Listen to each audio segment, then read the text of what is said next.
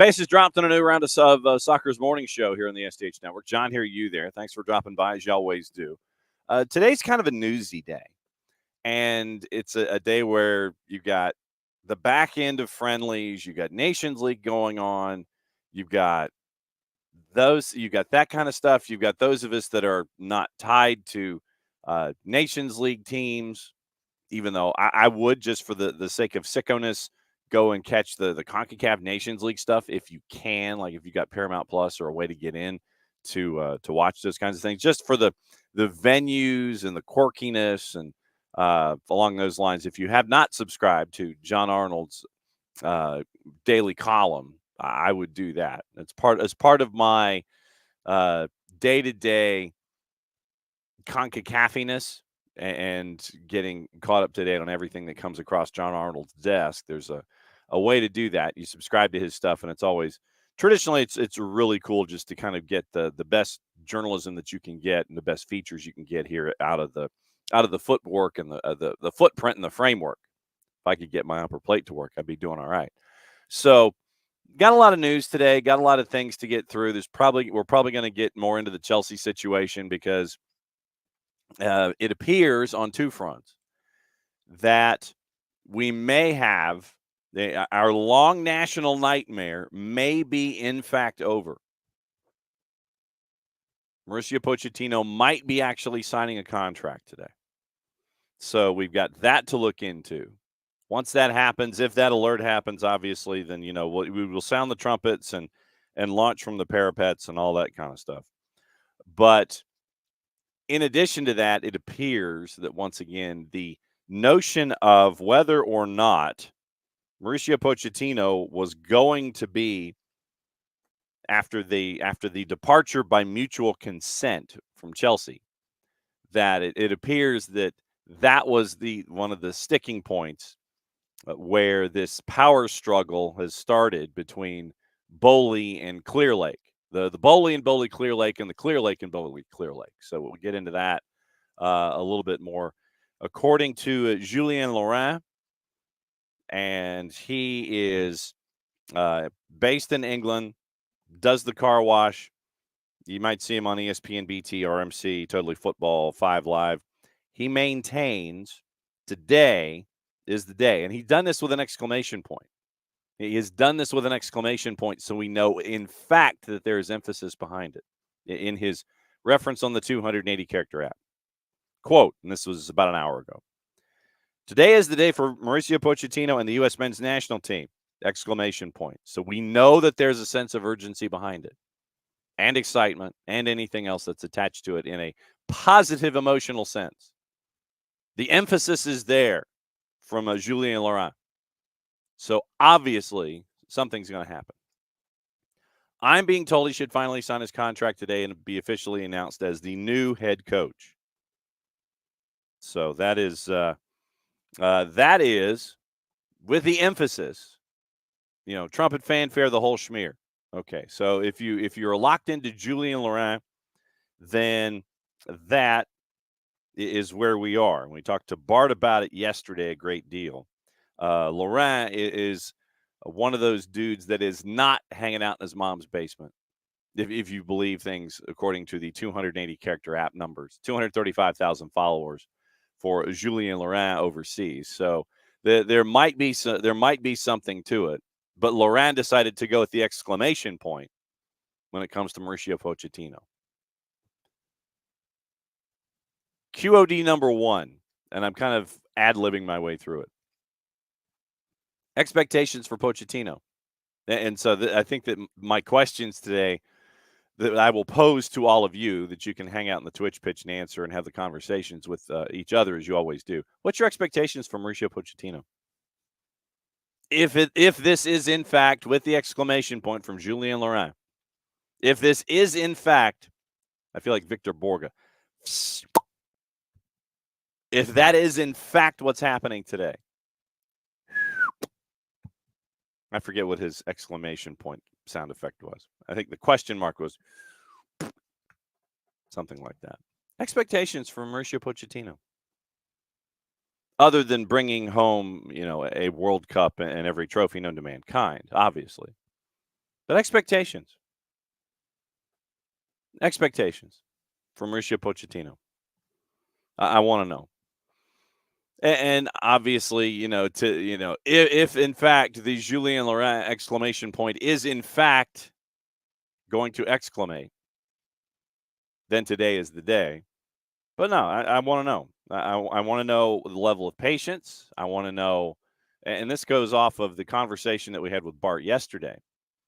When it comes to the talent pool for the men's national team, I mean, obviously you see the same faces. And if I'm interpreting, and if I am extrapolating or interpreting Bart sometimes, that there is a level of complacency involving the men's national team because those who are in the first team, the traditional starting 11, don't feel like they're going to be challenged at their positions, so they just kind of level off and they are who they are.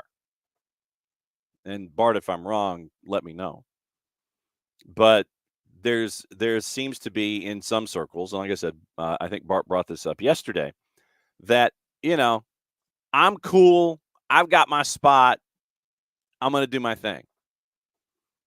And coaches seem to be okay with the starting 11 being the starting 11 without any kind of challenge, I guess, especially the further back we go from the starting front. And although I would also maintain that there are folks that are chapped at what the starting front looks like and would anticipate that other individuals should be a part of the process, but they're not when it comes to starting 11s mainly. You see pretty much the same starting 11 being trotted out. So internally, if I'm not mistaken, Bart has pretty much extrapolated that because of that, you're going to get what you're going to get. No challenge from the outside, no work from an outside source or an individual or anything like that. And you get what you pay for because dudes are who the dudes are, and it's just like there.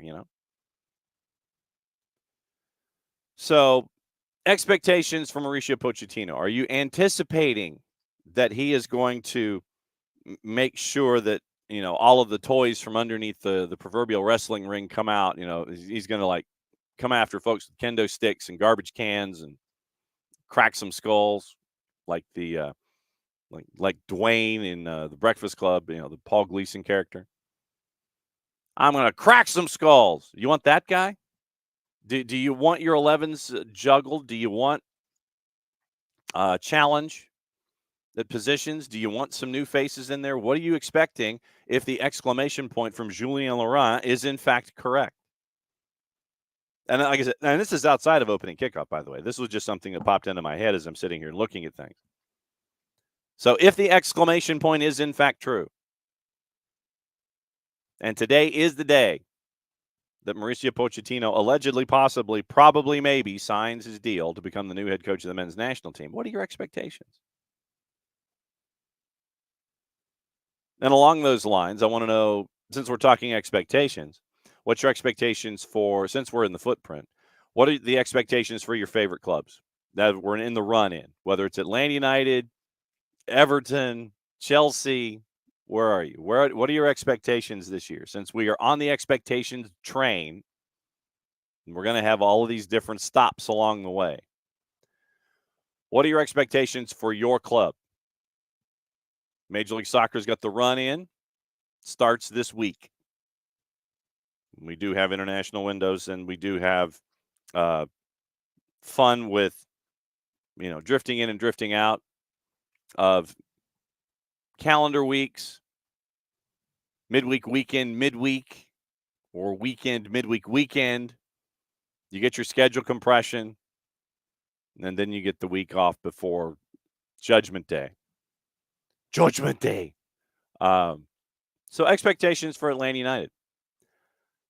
Did you see the video with Alexei Miranchuk finally going inside Mercedes-Benz for the first time? He was completely and totally in awe of the place.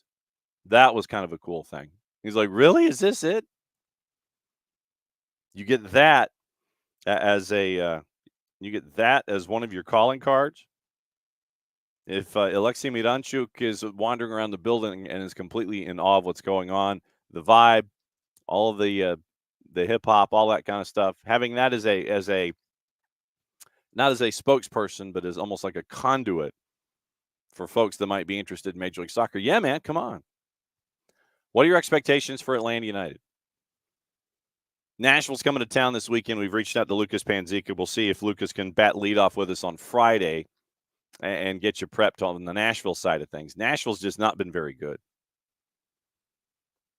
You had a coaching change, Gary Smith out. You had the interim, BJ Callahan now in. Those of us here in SDH got an early look at BJ Callahan when he was watching Huntsville City Football Club. They've only won twice, I think, on the road this year. Then you turn around in a week, or in a weekend, midweek situation, Messi and friends show up. I don't think Messi's going to be available, so you'll have and friends. But and friends on the road have been pretty solid. So expectations for these final 7 matches. I want to know what you're anticipating. I know that some folks, and we'll get into what happened on the weekend. Some folks were playing catch up yesterday. If you missed it, you can go back and listen to the show. We played in their entirety, and we did that on purpose. The Caleb Porter rant after his team ended up with 1 point instead of what he thought should have been 3 at a home match against All Caps, where he laid into Timothy Ford like no one has laid into Timothy Ford in recent terms. And to that point, it will be interesting, and I wonder if it's going to happen in a Friday news dump, like around 6 or 6:30 Eastern time. Any kind of punishment for Caleb Porter, because the rant that he had was an all-timer, was an absolute all-timer. Not happy about what happened when he feels that he got jobbed on 2 calls, one of them leading to a goal on a power play situation, basically. But he was not the only one yesterday that we played in their entirety, and we did it on purpose. Like I said, the reason that we have this much space is so we can give total context to any kind of issue going on out there. I don't like playing sound bites. Unless that sound bite is like it, I don't like to play sound bites. And the fact that we have the space that we have can lend itself to playing an entire Caleb Porter rant like we did yesterday. And it went for a while. And we can play an entire Wilfred Nancy rant after what happened in his match, where you only have the 4 call-ups. You have the emergencies, and then you've got the 4 call-ups, and whether they play or not, you burn a call-up. Wilfred Nancy went on a rant for the ages. And, I mean, it was a rant for the ages. As Alex referred to it yesterday as Le CBA. The Caleb Porter rant, by the way, 4 minutes and 42 seconds. Wilfred Nancy's was almost 7 minutes. And I played them in their entirety on purpose. So we can all be informed about the context of a point of view. I'm going to play those things full each and every time I have the opportunity to.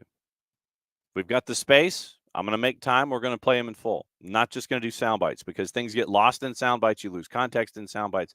So yesterday, if you missed it, they're available.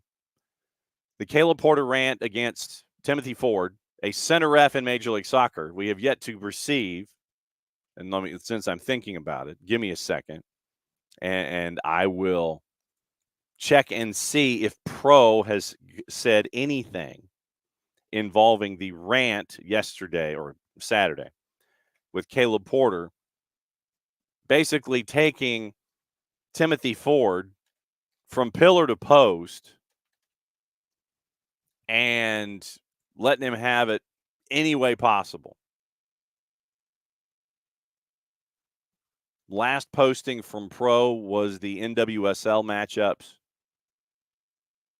from the weekend, your NWSL layouts. That was it. That's the last that Pro has posted on their 280 character app. They have yet to say anything involving what Caleb Porter said about Timothy Ford. Great guy personally, but, and then Caleb goes off in paragraphs. Wilfred Nazi's rant, on the other hand, was completely and totally different. And it's something that we have talked about here on the network a lot, where you have only X number of call-ups, and Alex made the point yesterday about, why does a call-up count? Why does an emergency call-up count for the friendlies? And it has to do, obviously, with paychecks in the MLSPA. I get that. That's fine. I have zero issue with players getting paid. But if you have to burn a call-up for a friendly against Aston Villa, I mean, Wilfred Nancy took the particular point about the roster construction and the good of it, which really isn't a whole lot. You have a guy, if you have to sign a guy to a first-team deal and he comes up and he sits, what good does that do? Other than to the checkbook, doesn't do a whole lot for the player and player development. We have mentioned here on the show repeatedly that the roster eligibility issues need to be addressed. For all of these different competitions and all these different friendlies, you shouldn't be pinned in to just having 4 call-ups, and if you burn them, you burn them. Wilfred Nancy went for 6 minutes and 51 seconds on our air yesterday discussing a point about what's going on. And so we got to play that in its entirety. Jared Smith dropping by on a Tuesday. And, Jared, I was kind of going back over everything that we talked about yesterday, and the Caleb Porter rant, we played it in full. Wilfred Nancy's rant, we played it in full. Like I said, 442 and 651, and you know me, I'm not going to blink twice about doing something like that. Because of I'm waiting. Pro has not posted anything about Caleb Porter's rant on Timothy Ford yet. Last thing they posted were the NWSL matchups. And Caleb Porter, and then Wilfred Nancy addressed what we've talked about a lot. The idea that the roster rules and the rules of engagement need to change, where you can't just have 4 emergency call-ups. You have to burn one for a friendly against Aston Villa, and you're screwed to where when your keeper, and you don't have a keeper that you can call it from the academy in this situation, Evan Bush is injured, so it's Abraham Romero. Romero gets a red card. You've got to have Zawadzki for 60 minutes or 55 minutes be your keeper because of a roster issue. Nothing from the league about Wilfred Nancy's rant. Nothing from Pro about Caleb Porter's rant. Welcome to Tuesday. Hi, how was your weekend? Okay, yeah. I have mixed feelings on all this. Like, I have made my feelings known numerous times. Yeah. That I have beef with the way everything works with call-ups in MLS. A lot of that has to do with, well, some of it has to do with the NCAA with their stupid rules. Mm-hmm. But some of it also has to do with the MLS Players Association. It's kind of, without firing too many shots across the bow, we run into this in men's and women's with players associations looking out for number one. Mm-hmm. They already make it to where you can't bring up someone from who's on a second team contract to be able to go to be able to take the shovel both ways. Some of it is that, some of it is you're going to have to wait for the next CPA to kind of hammer these things out, most likely. Yeah. Hell, the PA didn't want to. I think the PA was one of the reasons we didn't get another buyout this year. They weren't having a second buyout, and I know it was reported that the PA was against it, which is fine. They didn't want to have another buyout over their heads. Right. But the structure of all of it with the 4 short-term call-ups, yeah, it puts you in a tight situation like this.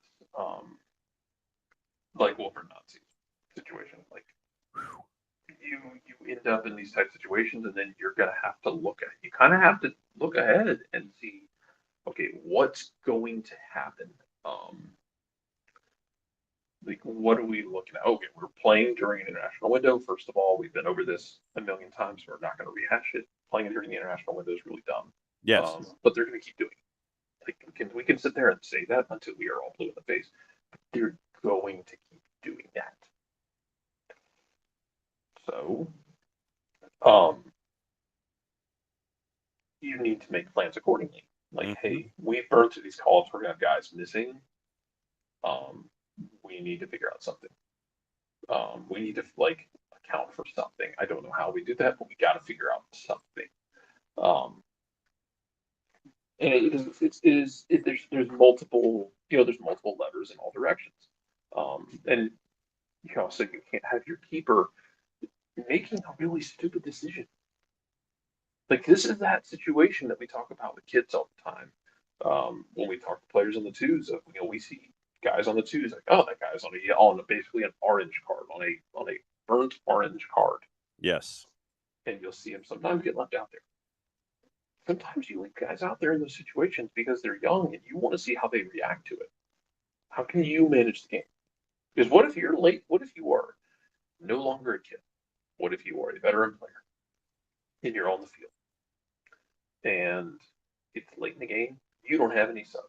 You just committed an orange card tackle. Ref didn't send you off, but if you do something else, well, it's tied after 90 minutes. We're going to play another 30 minutes. You got to play another 30 minutes in a tense, tight game where you have to manage it. Like, yeah, you don't really want to be in that situation, but you'll ask kids like, hey, I need you to manage the situation. Yeah, it's like leaving a pitcher in if you don't have a bullpen and you know that the pitcher is getting lit up and you don't have any choice.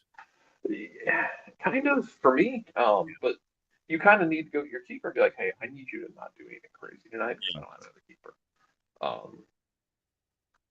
Also, as much as we talk about like, man, Columbus losing that game is going to cost them the Shield.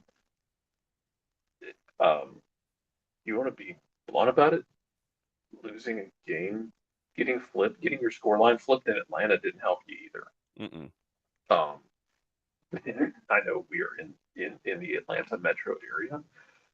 You were up 1-0 on Atlanta, and you lost to a team that was missing designated players left and right.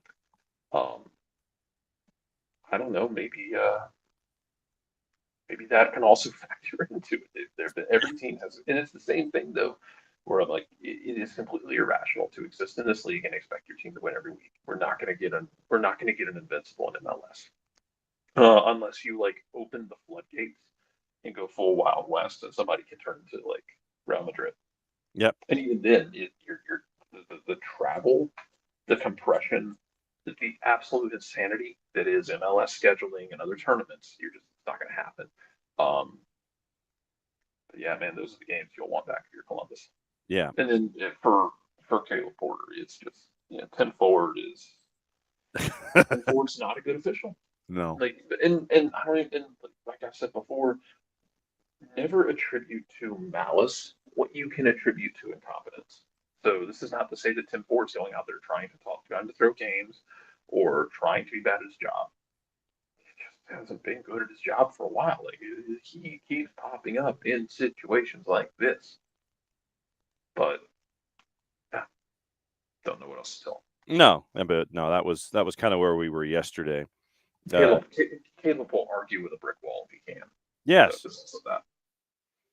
Yeah, and so I'm waiting for the response from Pro, and I anticipate that it will be something news dumpish, or MLS will do something news dumpish when it comes to trying to give a rather skinny envelope with a blunt message to Caleb Porter, courtesy of Foxborough, Massachusetts address, and.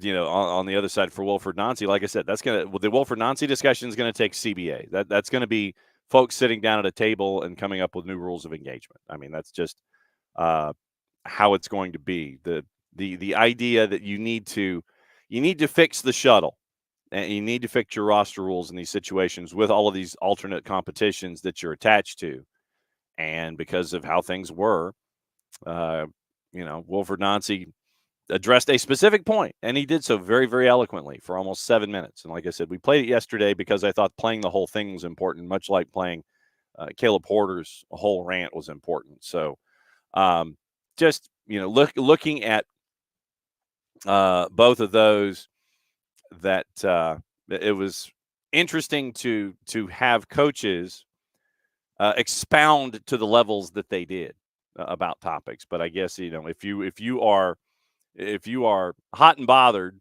then you're going to go. And you had two coaches go this past weekend. I had brought to the table this morning, I wanted to know what expectations were for folks. And, you've got the run in and everything with Atlanta United starting this weekend. Lucas Panzica will be joining us batting leadoff on Friday just to kind of give the lay of the land from their perspective. They, like I said, they have not been good on the road this year. They've not been good, period. And they're complicated, though, man. Like, because Callahan, we can talk about it. We can expand on Lucas. Like, Callahan's changing what they are, though. Right. Like, he's kind of like, they're not. It's not Gary Ball anymore. Like, no. But if you're gonna make that change, there's gonna be growing pains because that roster is built to play Gary Ball, and it wasn't playing Gary Ball, but that's what it was built to do.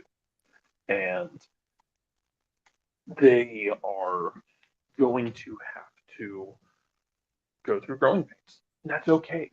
Like I'm not going to sit here and tell you like they'll just figure it out. Like yeah, they're going to go through growing pains. They're going to go through roster changes. That's okay. I think you bring him in knowing that that's going to happen. It might be rough for a bit. Yeah. But you want to come out the other side with a style that you believe in. And we'll be seeing the evolution of Nashville this weekend at Mercedes-Benz. So the two coach rants were part of a larger weekend. We'll get into that in just a sec. We've gone a half hour into the show, and I haven't even done opening kickoff yet. So I'm going to call opening kickoff. Opening kickoff brought to us by our friends at Kickoff Coffee and kickoffcoffeeco.com. That's your QR code for those of you who are watching. However you're watching us this morning, whether it's on the YouTubes, the Twitch, or the 280-character app, click on that code and it takes you to Kickoff Coffee. You get to kick off your day there. Don't forget to use the code soccer down here, 15 at checkout. You get 15% off your purchase. They in turn take 10%, reinvest it in youth games, youth initiatives. Very, very cool stuff from our friends at Kickoff Coffee and kickoffcoffeeco.com. All right. What was the flukiest injury that you've ever gotten? Can you think off the top of your head? What was the flukiest injury you ever got? And I'll pose that to the floor. I am thinking. Actually, like last week, I pinched a nerve in my knee. That's pretty damn fluky. I bent down to feel the ground ball and like stood up and I couldn't feel my knee and I pinched a nerve in it. Let's see that. I dove for in high school. I dove for a pop-up in warm-ups because I'm an idiot and I make bad decisions. So I dove for a pop-up, and as I dove, my glove hit the indention of a sprinkler divot where the sprinkler pop out of the grass. Wow. Which then proceeded to roll my wrist backwards and up under the weight of my body. It didn't break, but it was like a grade 2 sprain. And then once again, idiot reporting in. Multiple precincts. Proceeded to go into the locker room, grab a roll of medical tape, and tape my wrist to the extent where it would not move, and then blink. Wow. Absolutely. My wrist, when I rotate it, it still pops to this day. Oh. I never let it heal. I just kept playing through it. But yeah, like diving for a ball, which I've done billions of times at this point in my life, it feels like. Just had a sprinkler divot, rolled my glove up underneath my body. Wow. Okay.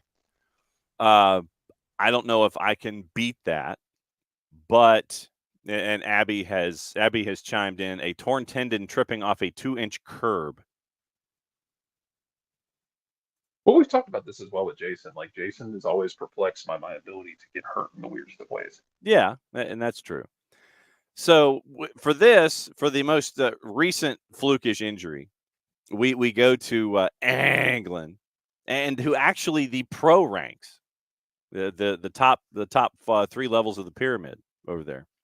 So third division, Bolton Wanderers striker Victor Boyeo suffered a bizarre back injury after a, quote, very powerful sneeze, end quote.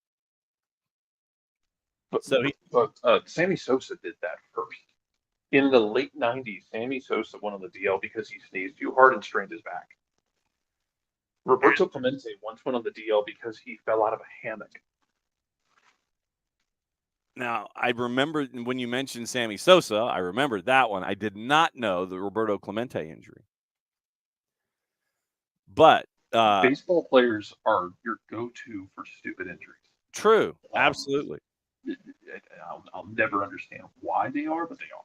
Like, maybe it's just the whole 162 games thing where, like, that's a little bit of bodily trauma adding up. It's a little bit of trauma adding up over months, but yeah, and Sammy Sosa did this too. Like, sneezed, I guess, too hard or tried to hold it, as Abby mentioned, and like strained his back. This like you went on the 15-day DL. So Adebayo was not around for this isn't even Gummy Bear Cup, but this was like the Johnston's Paint Trophy. They had a match over the weekend, and he was forced to withdraw due to discomfort in his rib cage and back. Bolton won 3-2 last week, but it added to the injury crisis that apparently Bolton has with many senior players out of action. It includes a center back who broke a toe falling down the stairs. And Michael, no, it's worse than that. Braves player, did he tear an MCL or something walking in the stadium? Maybe, but as of 2 years ago, I think it was Michael Soroka, who is going to be kind of a footnote in baseball lore by the time it's all said and done. But is a very interesting what-if case. He had torn his Achilles pitching. He had surgery on it. As he was walking down the tunnel, he re-tore it after he had surgery. He was walking down the tunnel from like the clubhouse to the dugout. Because if you've ever been underneath a stadium, there's the locker room, and then there's this tunnel that goes towards the dugout itself. He tore it walking down the ramp. There's a slight decline that goes there. Fun fact: I almost killed Mike Hampton with a microphone stand in a similar way. Well, I used to do audio at the stadium back when they were at Turner Field, and we got done with the anthem, and I was like carrying 3 microphone stands and a bag of microphones back up the tunnel over my shoulder because everyone's in the dugout. And then Mike Hampton, perpetually injured Mike Hampton, comes sprinting around the corner, almost impales himself on this microphone stand. Wow. He was very nice about it. I almost died, but thanks. Yeah, he was actually very pleasant. I felt bad for him because he just couldn't stay healthy. Yeah. No, you had a Braves player who re-tore his Achilles after he had surgery. Ew. Yuck. Ugh. But yeah, so the head coach for Bolton said that the forward has been suffering with a nasty back injury, and a sneeze set it off yesterday, believe it or not. Had it scanned and should have results. When you got to get a sneeze injury scanned, it sounds weird, you're right. But okay, who among us have not had a back injury? And when you get a back injury, that is just debilitating. Oh yeah, absolutely. Like it's one of those things where like I want to like split the hairs of like, this is kind of funny that he did it with a sneeze, but also it's a back injury, and I would not wish those on anyone because they are just absolutely, you just want to die. Yeah, you can't do anything. No, because you have to figure out how to contort your body to continue sneezing so you don't hurt yourself even more. And that's the stumbling block there. So here's what the coach said about the forward and the sneeze. It happened in a challenge at Charlton. He was okay at the time, but then he had a pretty hefty sneeze. Now, Victor's a powerful boy, and even his sneezes are powerful. Quote, he felt a bit of a crack in between his ribs, and we are hopeful it is just a cartilage or muscular issue, but until we had a good look at the scan, we won't know. I have to start having a long look at myself when players start getting injured sneezing. It's just the way things seem to be going at the moment, but we have to deal with it, end quote. So, lesson learned here. Oh, okay, this changes. The quote changes this, though. Okay. Because, like, if he was playing and involved in a challenge, maybe not even that challenge.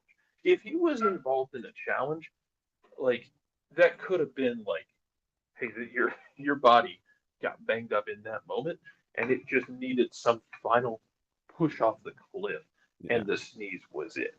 Oh. Like, just sitting there on the bench, and like he sneezed while sitting on the bench and hasn't played in a week. That's different than he's been playing. He plays physical. He like got into challenges, and then he sneezed and something popped. Like, no, that takes it to a different degree for me. Like, he had done some damage that day. Yeesh. I can't. I might have hurt myself sneezing once, but it was not to the level of what we are experiencing apparently this morning, involving sneezes and the lower divisions in soccer. So that you've got all of that to deal with this morning. But no, I cannot remember having hurt myself to that kind of a level. Abby's like, yeah, then he tried to hold it in, got to let the sneezes go. Tom, high school. And I ask about various injuries. High school, we practiced in the wrestling room one day because of rain. Can't wear shoes there, and battling for a ball, kicked the one little 3-inch space of bare wall between all of the padding on the floors and walls, broke his big toe. And apparently, Tom is a very violent sneezer for some reason. Tom can absolutely see something like this happening. I've always been. Some people just are, man. Yeah, I mean, I've been of a mind. I can't hold in a sneeze. I mean, I don't want to. Yeah, I don't want to hold in a sneeze, and so that's not going to happen on my end.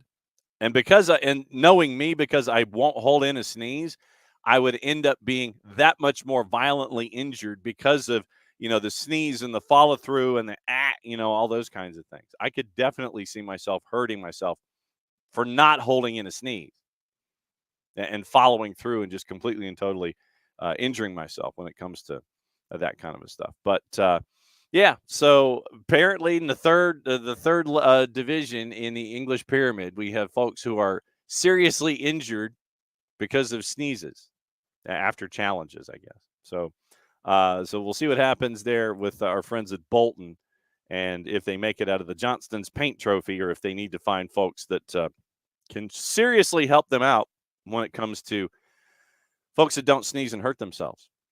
So that's opening kickoff, brought to us by our friends at Kickoff Coffee and kickoffcoffeeco.com. That's your QR code for those of you who are watching on the video side of things, either on the YouTubes, the Twitch, or on the 280-character app. And don't forget, when you click in, you kick your day off with Kickoff Coffee. Then you click in, you check out, you use the code SoccerDownHere15. You get 15% off your purchase. They in turn take 10%, reinvest at youth games, youth initiatives. Very, very cool stuff from our friends at Kickoff Coffee and kickoffcoffeeco.com. And speaking of QR codes, because there's two of us on the screen, I could kind of conceal the other QR code. And this is the QR code from our friends at Alliance Nurse Corps. If you want to pursue a new career inside nursing, or if you just want to pursue a career inside nursing for the first time, catch up with our friends at Alliance Nurse Corps. Over 30 years of experience in finding folks their careers in nursing.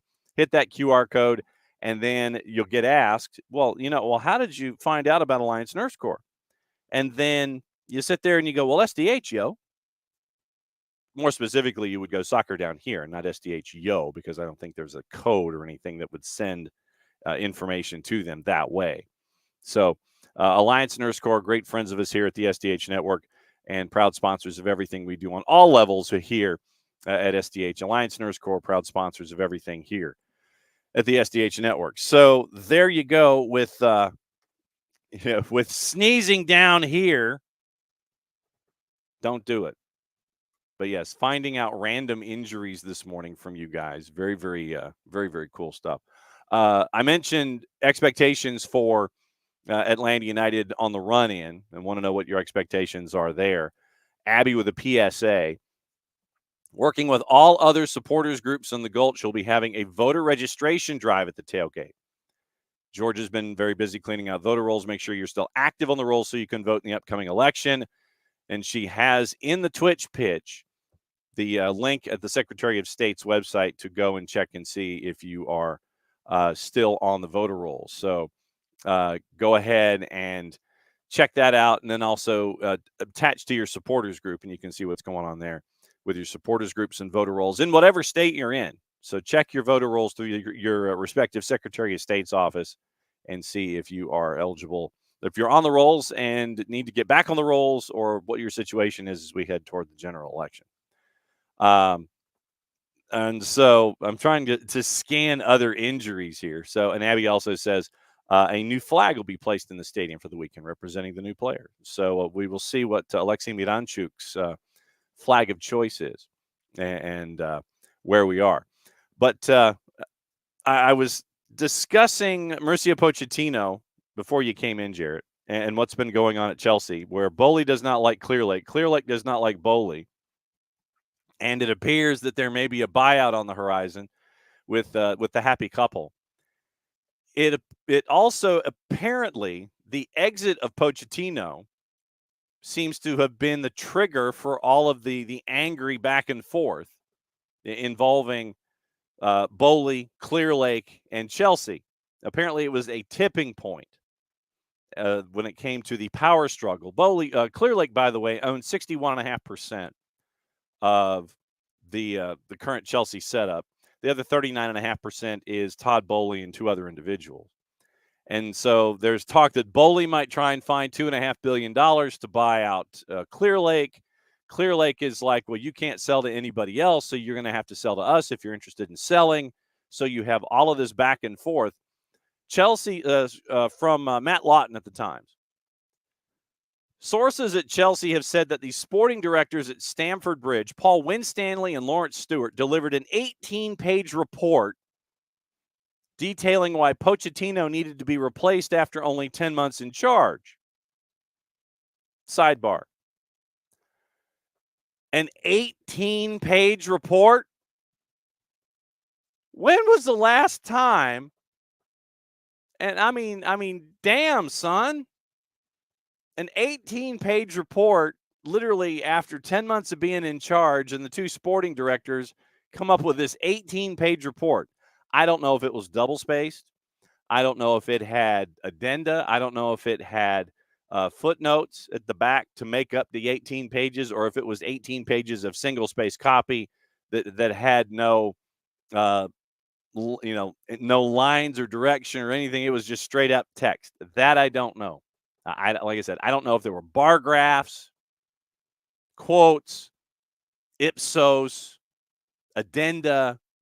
They might have just written the damn thing with AI. Who knows? Don't even get me started on AI. And go ahead and get yourself started on the fact that Chelsea is continuing to look. Don't go full Atlanta Spirit Group. That's what Chelsea No. is. You've got two boring factions running this monolith of a club and just not doing anything. Just being mid. Yes. You're the Hawks. Mm-hmm. Not good enough to win a trophy. You're not bad enough to tear it down. Mm-hmm. You're just throwing money at things. You're playing FIFA like a 10-year-old. Yeah. Trying to sign everybody under the sun. Mm-hmm. I guess the idea is if you have all the players and no one has any. Correct. That is absolutely true. Alex is right. 16 of the pages were just the squad list. Zinger. See, now, this is where I swear to God, I need a rim shot. I'm going to write that down. I got to get a rim shot. So rim shot effect. I'm writing it down. Alex, you win. That's tremendous. Yeah, absolutely true. You're not wrong, Alex. That is the comment of the day. That might be the comment of the week. But yeah, And they absolutely. don't need a defense. Chelsea doesn't need a defense. Chelsea needs to figure out a better ownership structure. They just need to be freed from whatever shackles they are currently on in hell. Yeah. And I don't know, like for Michael's sake, as the resident Chelsea fan, like Yeah. it'd be great if we just ignored Chelsea for a while. Like those are the fun things at the Prem. Yes. Let's see if somebody cannot like basically collapse under stress late Yes. in the season and actually beat Manchester City. Yeah. Good luck. Well, again, this implies that Manchester City will slow down, but also that again, last few years, there's been a team or two that's been close to them, and then that team ends up losing games at the end of the season that they have no business losing, and letting Man City walk to the title. Yes. Let's see if somebody can keep pressure on. Like, there's better stories to talk about than Chelsea. Just like we're setting the same car on fire in different ways with Chelsea. Like, yeah, like, oh, you guys want to see a car fire? I mean, no, we've seen like 12 of them now in a row. Yes. You have found creative new ways to set the car on fire, and that's great for you. But at the end of the day, the car is still on fire. Yes. And it's just I don't care about Chelsea or their existence at this point. Yes. Because they're just kind of clown shoes about it all, man. Yeah, they are. That's like they go into sharper image, or they're Veruca Salt. I want it now. You know, literally Veruca Salt owning a friggin' a friggin' sports franchise. Since Tom was on vacation, article in the AJC looking at the top 5. I feel like Letterman all of a sudden. The top 5 ideas, at least in one person's mind. See, I don't have an index card here, so let me see if I can find a small piece of paper. There we go. There we go. I don't know if you heard that, but close enough. Top 5 names for technical director for Atlanta United. And like I said, and this goes with the expectation idea for Atlanta United that I asked folks about at the beginning of the show. And there are some folks that are, simplistic. Look, I just want to win this weekend. Start me with that. But no surprise. But everybody wants every weekend. Yeah. And like we're in the situation now where you're going to go into every game thinking we need to get 3 points. And you're going to be scoreboard watching, although I still maintain don't drive yourself to drink scoreboard watching at this point. Give it another couple of weeks before you really dive into that. Don't worry about where the table is at the end of Sunday.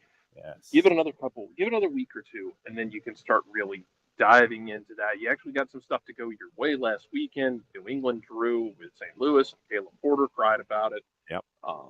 Not to say he wasn't wrong, but Caleb Porter crying is just kind of canon at this point. Yeah. Once again, New England speedrunning the Caleb Porter experience. Yes. But yeah, it's you would like to win this weekend at home. Mm-hmm. It kind of sucked that after the Charlotte game, you had a week off. Yes. Thanks again, international window. For what redacted reason did we need an international window? Yeah. Give a shit about the League Cup Nations Gummy Bear Haribo, whatever the hell you're doing in Europe. Yes. Here. Otherwise, it's just friendlies, and just let me get through my season in peace, for God's sake. Yeah. Yes, I know U.S. Soccer is trying to blow off its fingers with an M80 and a blindfold before they can hire Pochettino. Right. I hope they get it done. Hope they don't blow off their fingers and go full Jason Pierre-Paul. Oh, It'd be great. But just get me through the damn schedule with this stop-start nonsense. I had a month off because of the freaking Leagues Cup. Then we come back. Fun game. You get a win. Jay Fortune continues his blow-up. Tristan Million-Ba, you get to hang out on the bench a little bit longer. Yes. Then we have 2 weeks before our next game. Then we play in the midweek when Messi and friends allegedly come to town. The friends we know about. Messi, I'm assuming. Yeah. Well, he might just wave. He might do the imitation palatial wave and say hi to people. But so the schedule, the lack of schedule compression, which creates schedule compression, is one of those things that we get to sit there and wonder about. But yes, the top 5 names for sporting director. 2 of them in the same organization, or at least had ties to the same organization. It was Craig Weibel and Chris Henderson. It makes sense. Came from Seattle. You kind of done a Seattle punt due. Yeah. Here anyway, so I mean that would just kind of finish it off. Yeah. So yeah, he's going to be at the name at the top of the list. Whether or not the people at MLS Digital at the mothership know anything, if you're throwing horseshoes out, that's a pretty easy post to aim. Yeah, that was a pretty that's easy fire right there. It's like, hey, Derek, I hope that Messi's eating pizza and playing, because I actually do want to try the pizza that he had last year. What was the I pizza? didn't want to thought it was pickles, and I saw it was olives, and I'm kind of here for it. No. No, I'm down to try this. No. I Can't do kind it. of hope he's eating pizza and playing. That'd be great. No. But yeah, the other names that were mentioned, Mark Nichols in Columbus. Before Columbus, he was in charge of the academy in Charlotte. Also worked with Garth at Seattle, academy director, and then director of player development. So there's a third tie. Then the other 2 names that were not attached to Seattle, Andre Zanotta, the sporting director at FC Dallas, and then Kyle McCarthy, director of soccer strategy for Cincinnati. And then he's worked with Albright, and obviously you flip that from Wooden Spoon into chasing after the Captain America shield. So those are the names on the list, a short list, for any and all purposes. I mean, hell, we could name the dude in charge of Manchester City, to City Football Group's the director of everything. That could be, that's the thing about these lists that come out. City Football Group. I can't remember the guy's name, and it's driving me crazy. City Football Group technical director. I can't remember. I was going to say Shiki Begiristan, but I don't think he's in charge anymore. Farron Soriano is the CEO. Raul DeVries, lawyer, marketing, chief people.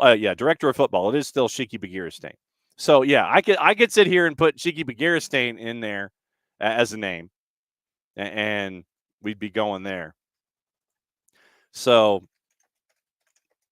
for me, you got names, and when Nico comes back in on Thursday, what I'd like to do with Nico is break down Weibel and obviously Chris Henderson. We talked about Chris Henderson last week when all of this stuff kind of came to the fore. Henderson makes, a little too much sense. And then Nichols. So Weibel, Nichols, and Henderson would probably be the 3 guys that we talked to Nico about. It makes almost too much sense if it's not Chris Henderson. Tom, thanks for coming by, as always. But you're always stuck in a list situation where you're going, okay, if it's too obvious, then are they really looking at the too obvious selection, meaning TOO obvious? Or are they looking to go off the beaten track, find somebody we're not thinking of? Like I said, they could be chasing Shiki Begiristain for all I know. For all the successes he's had at City Football Group, then, hey, bud, you want to come over here to Atlanta? One of those kind of things. But I'll make a point, and remind me if I forget in our conversation with Nico on Thursday to bring up all 3, Nichols, Weibel, and Henderson. What makes them who they are, to get into their DNA a little bit so we can understand the other 2, because we pretty much have been hyping Chris Henderson when all of that stuff started to happen. Henderson, to me, would be the choice that everybody kind of gravitates toward and goes, yeah, he'd probably be the number 1. With all of the history with Garth, all the history with Seattle, there's all of that. And Rich, yep, one on a budget in RSL. So they've done it with a budget. They've done it with kind of without a budget. And then obviously they would be tasked with doing it with the budget that you would have in Atlanta. So you would have you'd have the three budgets basically. You know, I dug this bed, but it was too small. I dug that bed, but it was, it was, it was a queen size bed. Now you're in the king size bed. Oh, there's room here. So when Nico comes in on Thursday, I wanted to try to get him to talk about the other two guys. But Tom Bogert back at Give Me Sport mentioned when we mentioned Sunleahy when he came in to be the new director of football. And if you go to the Messi and Friends Club website and you look at the executive pictures, like I said, you can tell Sunleahy is the suit and tie guy, and Chris Henderson is happy on the quarter zip pullover. Because literally that's what they are. You can tell who's the executive and who's the executive who wants to handle things a little looser.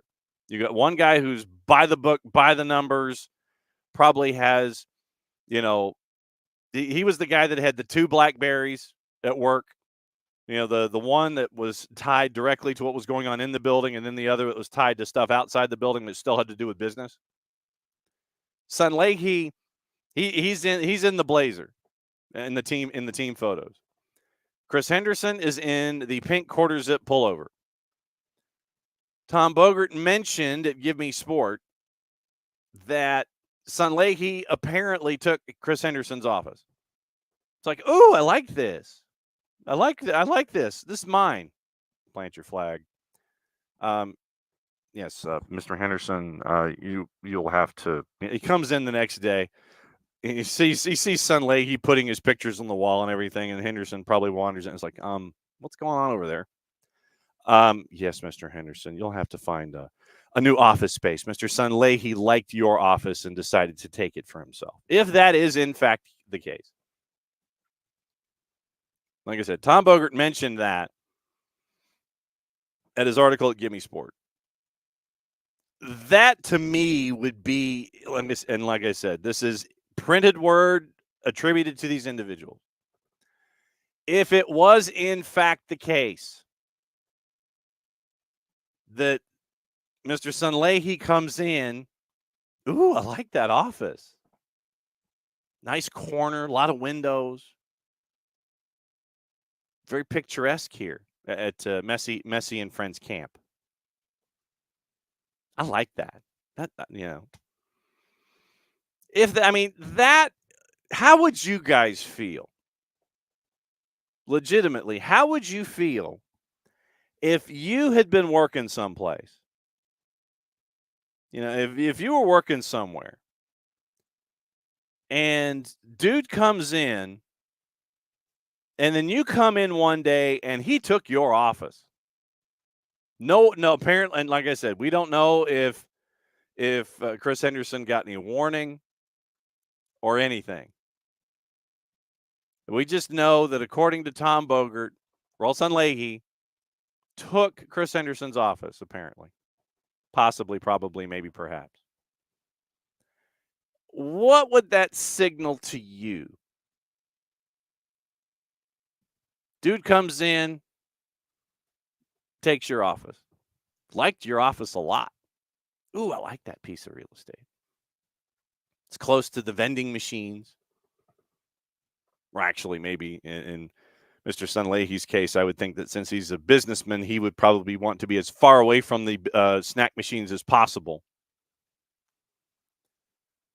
But legitimately, you get your office apparently, possibly, probably taken away from you. Like I said, according to Tom Bogert. How would you feel? On that alone, much like Derek says, dude, the disrespect. And then Abby's like, don't take my space. And Abby definitely would be pissed, no doubt. But yeah, the disrespect. I'm going to come in and I'm going to DISRESPECT.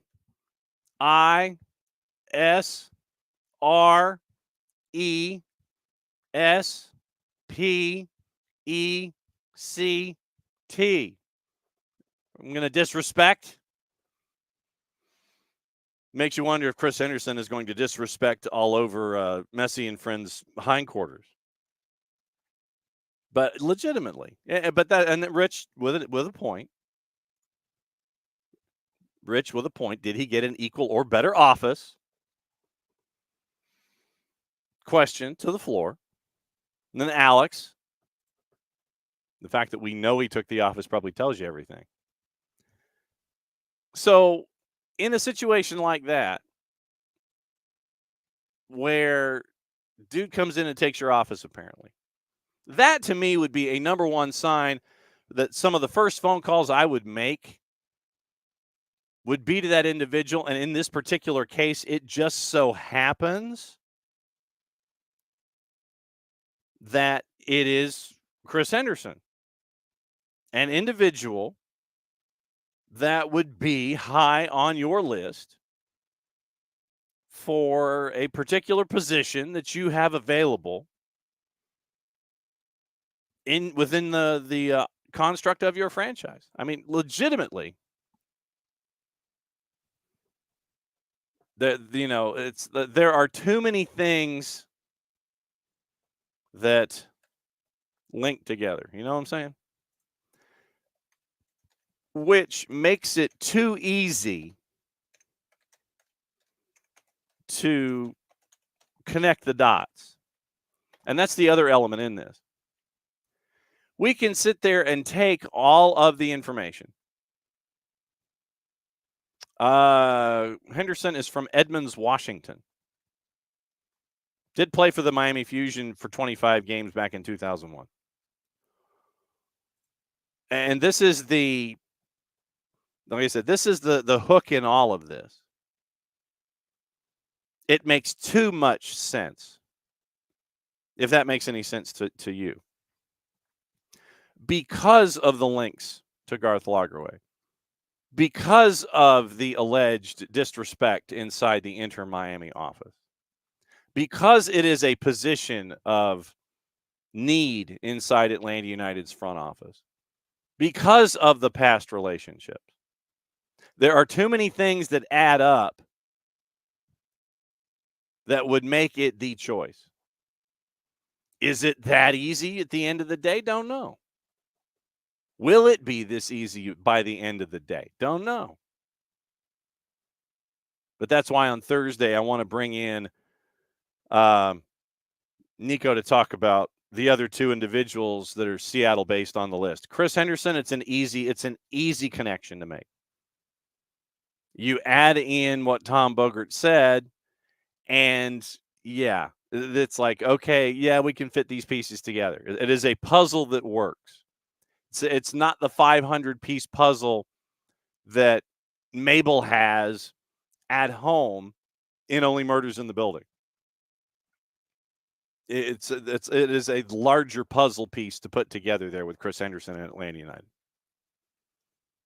Vacancy, connections, apparent displeasure, all of that stuff. It makes too much sense. But like I said, at the end of the day, it could be the easiest play on the board. Hey, dude, you want to come by? You know, I see what's going on. Da, da, da, da, da, da, da, da. So that's what the Chris Henderson connection is too easy to make. At the end of the day, it could be the obvious choice, but it is too easy to make. The dots line up too easily here. Forecard thinks it'll be one of the former assistant GMs that built Toronto and Columbus. So somebody under Bezbachenko rule or somebody that was at MLSE. MLSE is along those same lines, a group that owns a lot of things, and they'll throw money around and not think twice about it. To give you an idea about Maple Leaf Sports and Entertainment, here's everything that they own up there in the Toronto area. and it's a lot. All the different franchises that are attached. Here's the owner is 3/8 Rogers Communication, 3/8 a Master Trust Fund, and then 1/4 Kilmer Sports. Here's everything that they own, just to give you an idea. The Maple Leafs, the Raptors, the Argos, Toronto FC, the Marlies, which is the AAA team for the Maple Leafs, Raptors 905, the G League team for the Raptors, Toronto FC 2, Scotiabank Arena, OVO Athletic Center, which is like the Ricoh Coliseum, the building next door, and Maple Leaf Square. And they're trying to get into the idea of real estate and live, work, play, and all that kind of stuff. So that's Maple Leaf Sports and Entertainment. That's what they have as a part of their valuation. Maple Leafs valued at $2.8 billion. Raptors at $4.1 billion. Toronto FC valued $725 million. And now, like I said, all of those are Forbes estimates, not based on any financial information provided by MLSE. And they've refuted the validity of the past valuations because you don't want to sit there and say, well, yeah, we really are worth that much. And so the company itself is valued at $8 billion US. That's the kind of financial backing and or capital that MLSE is dealing with all of their different teams and clubs and subsidiaries and building and all that kind of stuff. $8 billion with a B. So Toronto never afraid to spend any money. Just ask Bill Manning. Columbus built it a different way. But when you have a Wilfred Nancy as your head coach, you can build it a different way and not necessarily spend all the money in the world. So it can come from a bunch of different angles. But yes, the discussion about Chris Henderson makes entirely too much sense. So at the end of the day, is it going to be the obvious answer, or is it going to be something where some research was done? Obviously, we'll find out.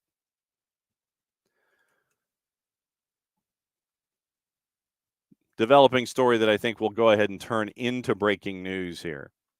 The list is out for free agents.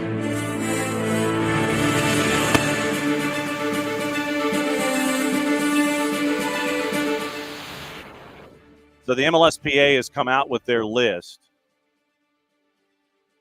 Included in the list, eligible players out of contract. This is the list of players eligible for free agency ahead of the 25 season, now available from the MLSPA. Included in the list, eligible players out of contract, as well as eligible players out of contract but have an option year remaining on the deal. So for Atlanta, the free agents, Brad Gazan and Quentin Westberg, pending option. Westberg's out of contract. So literally for Atlanta United, you're dealing with two.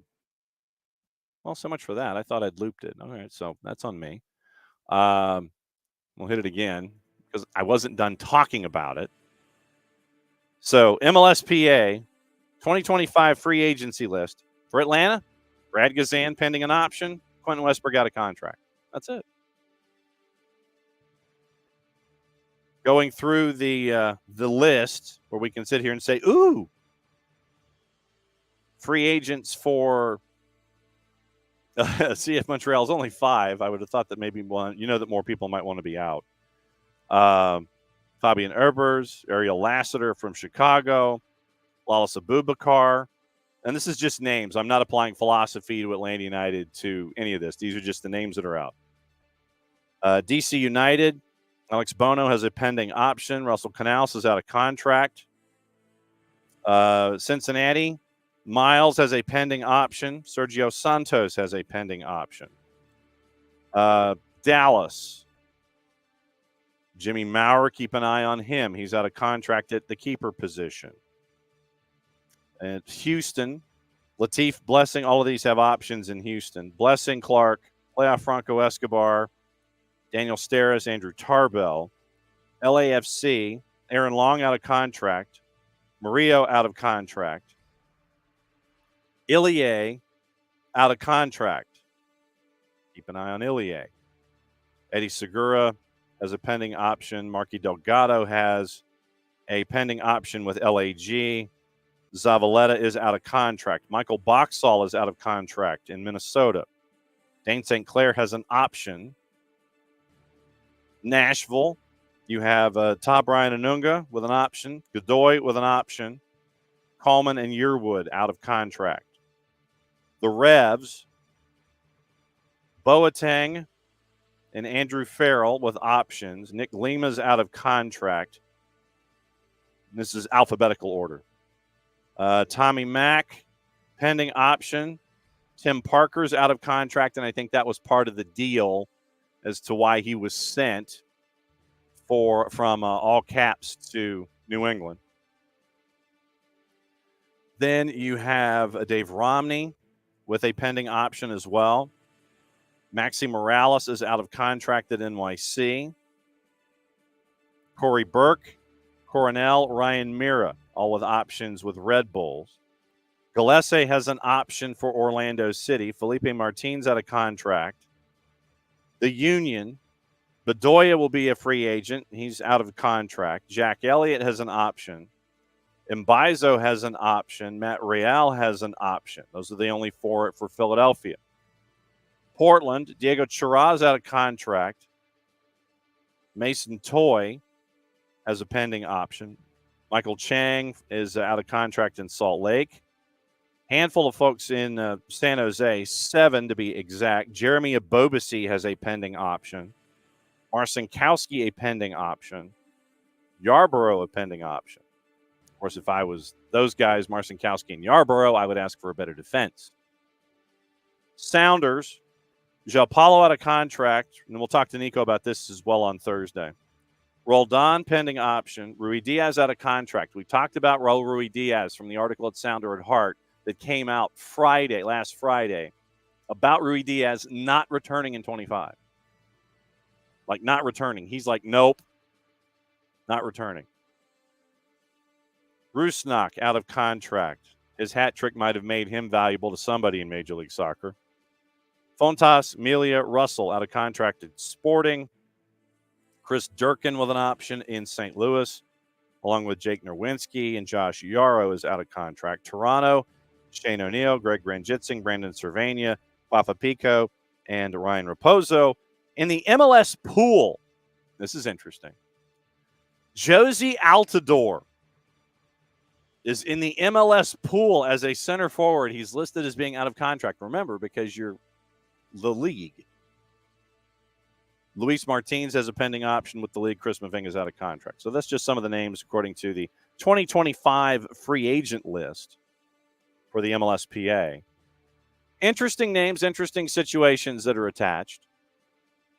But yeah, the Josie Altidore out of option, true free agent in the MLS pool. I thought that was kind of funny. So and that's your list of your free agents and those with options. And Abby, to your point, don't think they'll renew Quentin Westberg, not with Jaden Hibbert. Jaden Hibbert has been playing out of his mind. And when Jarrett comes back, I want to discuss Jaden Hibbert a little bit. For those of you that haven't had the chance to see the twos, Jaden Hibbert had been getting reps. He'd been he was one of 4 keepers getting reps for Atlanta United 2 this year. Then John Berner had a hip injury. Jonathan Ransom was put in situations that you had schedule compression, the young academy keeper, and then you had Quentin Westberg get reps and Jaden Hibbert getting reps. And so you've had 4 keepers for Atlanta United 2 get reps this year. And I think we can mention almost like a watershed moment for Jaden Hibbert, where Jaden Hibbert goes to Birmingham. He goes to USL Championship, and it was a loan deal because of schedule compression and getting guys minutes and all that kind of stuff. And so Jaden Hibbert goes to Birmingham Legion and gets in reps. And he comes back from Birmingham, and it was almost like he was a different keeper. And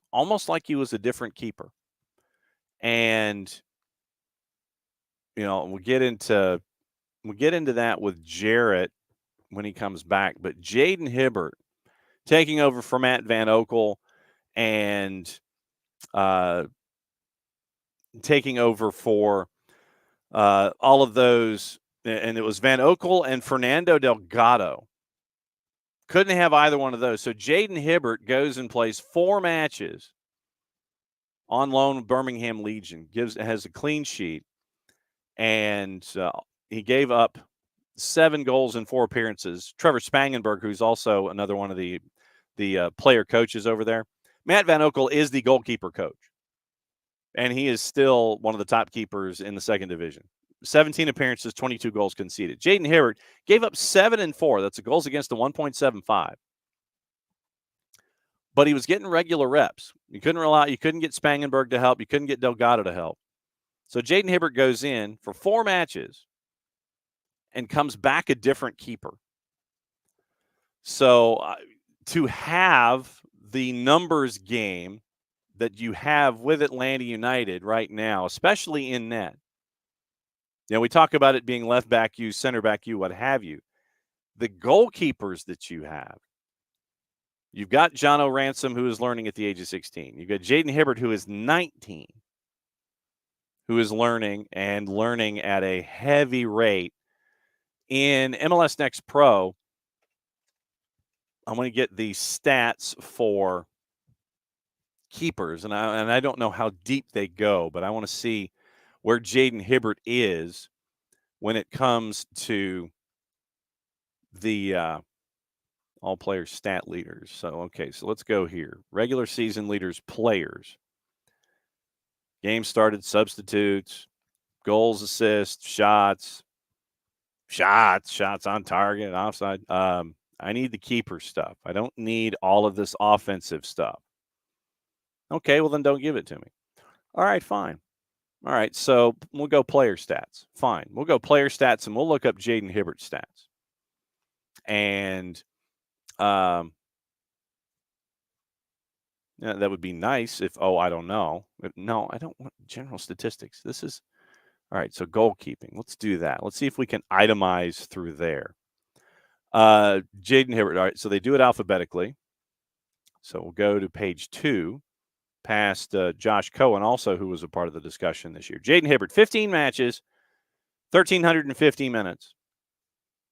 And in those, it was 33 goals that were allowed. So that's like what? So that's 33 and 15. So 2, 3, 1 point.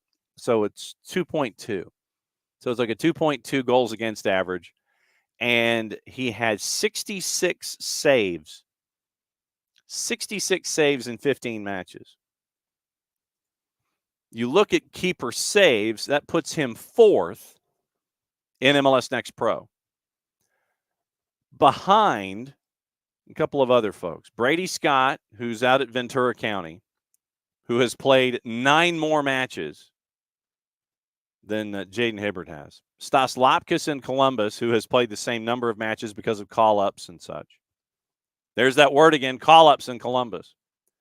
Then you've got Alex Sutton, who's out at Carolina Core. We've seen him up close and personal. But Jaden Hibbert, with all of the goalkeeper rotating going on with Atlanta United, 4th in Major League and MLS Next Pro in saves, number of saves. 4th. And he's only played in 15 matches. Same as Stas Lapkus. Lapkus has 76 saves, which should tell you about the back line for Columbus. But 4th in saves for Jaden Hibbert. Passing at 78%, considering what they want keepers to do for Atlanta United. And then you have those are the four big numbers that I'll take right now. Those are the four numbers that I'll take when it comes to keeping. So Jaden Hibbert, even lacking in appearances, is fourth in saves right now with Atlanta United 2. So it's a decision for Atlanta United 2 about what your keeper room is going to look like. So we'll keep an eye on that as well. In a little bit, I'll come back and say hi to everybody and go through the Twitch pitch. Ropes, what's up with the USMNT playing on the days of a debate? It's counter-programming, sir. It is counter-programming. That's what you're staring at, counter-programming. All right, so let's say hi to everybody and what's on your mind, because I wanted to know what you were thinking about with your particular club. We did get into the Chelsea discussion a bit, an 18-page document put together by the two dudes who are the sporting directors. 10 months in, we've got 18 pages on Mauricio Pochettino here. And that apparently started the infighting between the two sides, the Bowley side and the Clear Lake side. But last time I checked, Clear Lake owns more than Bowley does. 61.5 to 38.5. Is that 100%? Yes. So Bowley can't sell out. He and Hans-Jörg Wyss and the third partner that has the 38.5, they can't sell unless they get permission from Clear Lake. And it looks like Clear Lake is trying to figure out Badet Ekbali and his partners. Maybe we should just go ahead and buy him out. So we'll see what happens. But, yeah, we were kind of going into that. But the sporting director is an 18-page document 10 months in as to why Mauricio Pochettino should not be the head coach at Chelsea. And so we await today. Like I said, in hour number one, we had the early notation from overseas that today is the day. Exclamation point. Today is the day that it happens. Everything gets signed. Everything gets signed. Maybe. So we'll see. All right. Morning. Michael at the top. He goes, I guess it's too much to ask that just one of my sports teams is adequate at their profession. And Michael did go into detail. And when he goes into detail, we'll read that too. Morning, Alex. Welcome back, Tom.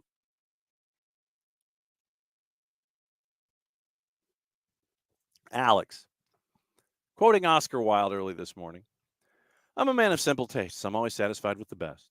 Absolutely. And Tom wanted to loop back into the Boca conversation.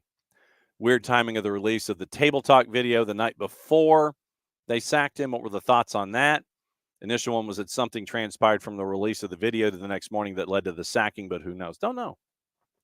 I mean, yeah, it was odd, but I don't know if I don't know what, if any, connection was. Sometimes departments don't talk to one another about things. I can only throw up my shoulders and go, yeah, the video came out, the coffee talk or the table talk, and then you end up with the notification about Carlos the following day. So I have no answer to that, but sometimes in corporate world, departments, they don't regularly talk to one another. And, sometimes, hey, yeah, this is supposed to be released on this date. You don't know how far back that date was when it was discussed. And so if the release date, it's okay, can you have it ready by this date? And the folks putting it together are like, yeah, we can do that. We'll edit it together and we'll have it out and it'll be out by that date. So you've got that side working on something that they have an assignment for. And you're kind of locked into your own little assignments. And then the day after the video is released, then you end up with the announcement about Carlos. But like I said, I look at it from, dude's doing work, and then all of a sudden, okay, we've got a deadline. We met our deadline, but you're in a different part of the building doing your thing. So don't know. That's all I can say is I do not know.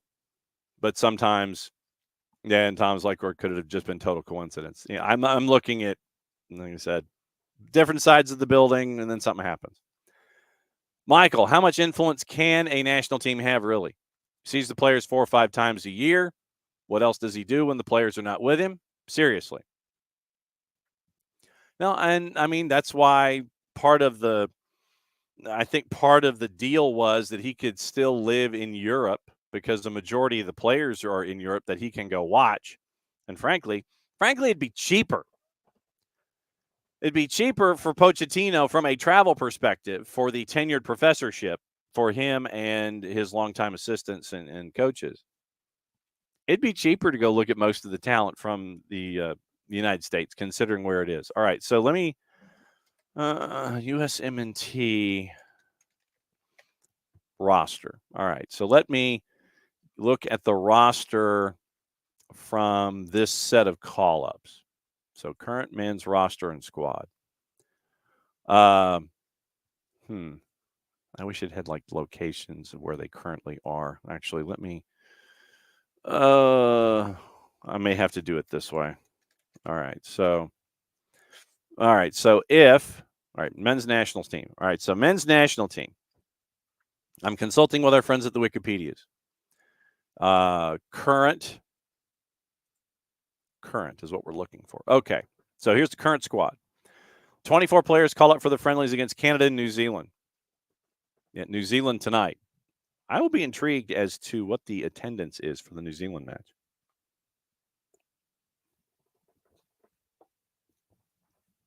So we have 24 players. Let's see how many of them.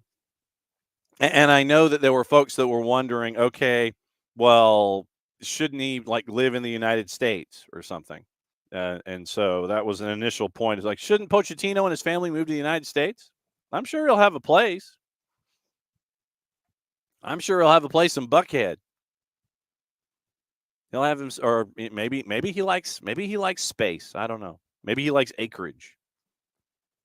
Give him a plot down by Trillium where he can just kind of commute. Give him some real estate attached to have him build a place, or maybe U.S. Soccer just builds a place and it turns into the home for the current coach of the U.S. men's national team. And here's one for the women's national team, and you just kind of like build homes or whatever. You just build something down by Trillium. All right, so the 24 players. Remember, Cade Cowell named as an injury replacement for Gio Reyna. How many of the 24 players currently are contracted overseas? Matt Turner, Crystal Palace. Ethan Horvath, Cardiff City. Diego Koken, Barcelona Athletic. Trustees at Celtic. Chris Richards at Crystal Palace. Mark McKenzie's at Toulouse.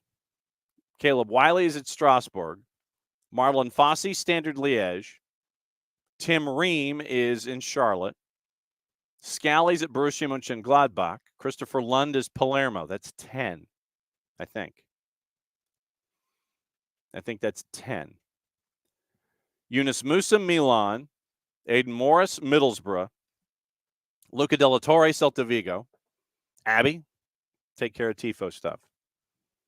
Looking forward to seeing it this weekend. Luca de la Torre, Celta de Vigo. Johnny, Real Betis. Malik Tillman, PSV Eindhoven. Cade Cowell, Chivas. Pepe, Eindhoven. Pulisic, Milan. Brendan Aronson, Leeds. Haji Wright, Coventry City. Valerian Balogun, AS Monaco on loan. And Josh Sargent at Norwich. Recent call-ups are more U.S.-based within the last 12 months. 3 of the 4 keepers, and Gaga Slanina right now is at Barnsley.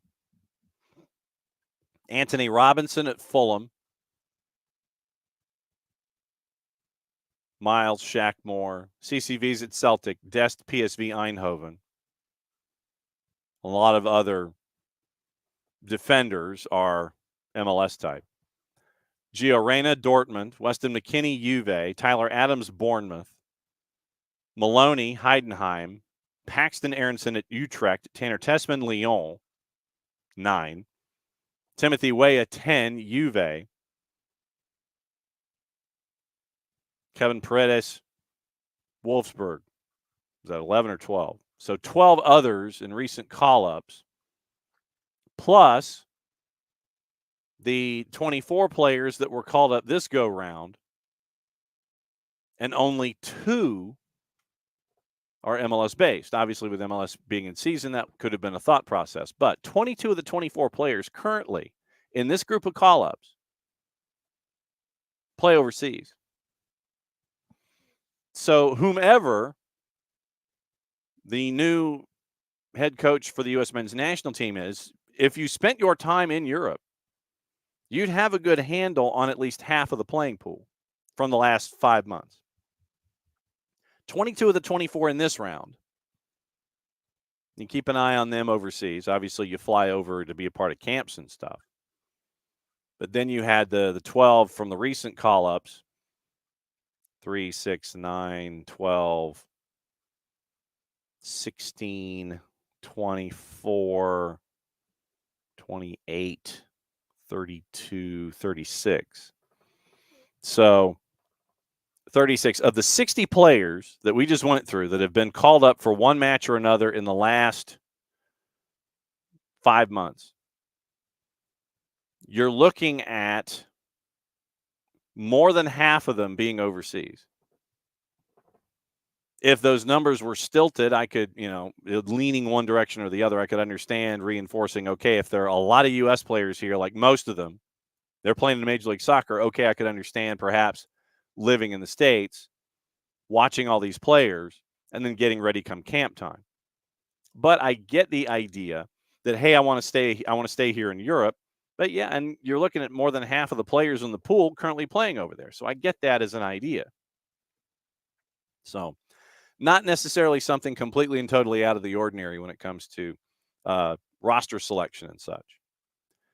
And here's Michael. And morning, Tom. Welcome back. Atlanta United misses the playoffs. Chelsea finishes mid-table. Auburn has another losing season. Is it college basketball season yet? Will be soon. And then too bad Alexi will not experience the old sold-out uber hyped Major League MBS. And so Michael watched the video of Alexei Miranchuk and not optimistic across the board with all of his clubs. And then Abby, because what I did is I wanted to know where your teams were and what your expectation levels are. Abby says Atlanta United can still make the playoffs. Her Dolphins happen to get a win. Her college team is not heading to any BCS playoff. Florida State. I get reminded of that. Braves probably not going to make the playoffs with so many injuries. Her American League team should make the playoffs. That's one. And U.S. men's national team needs a reboot. Her Premier League team is in 14th. A home win would be nice for Atlanta United. And once again, we remind you that a new flag will be placed in the stadium for the weekend representing Miranchuk. So we'll see what that looks like. Let's see. So morning, Abby. Morning, Michael. Morning, Tom. Morning, Rich. Michael's Chelsea, an embarrassment. Morning, Harry. Let's see. Morning, Derek. Yeah, see, the eating of the pizza. If Messi comes in a week and he eats the pizza here, what's on the pizza? Does he go off the rails? I know this will shock you. But I'm not a fan of a whole lot on my pizza. I know that shocked you. So, anytime somebody's eating a pizza and it looks like they just took a refrigerator and just dumped it on top of it, I want to know what's there. Genuinely curious about our friend Lionel Messi and what he puts on his pizza, and if he's going to have pizza if he shows up in a week. Michael, League's Cup is not a disruption of the schedule, and Messi's not coming here next Wednesday. Not here, no waving. No. Yes, and a happy belated birthday to Brad Gazan, by the way. Yes, absolutely true. Morning, Derek. Morning, Abby. Morning, Rich. Morning, 4Card. Let's see.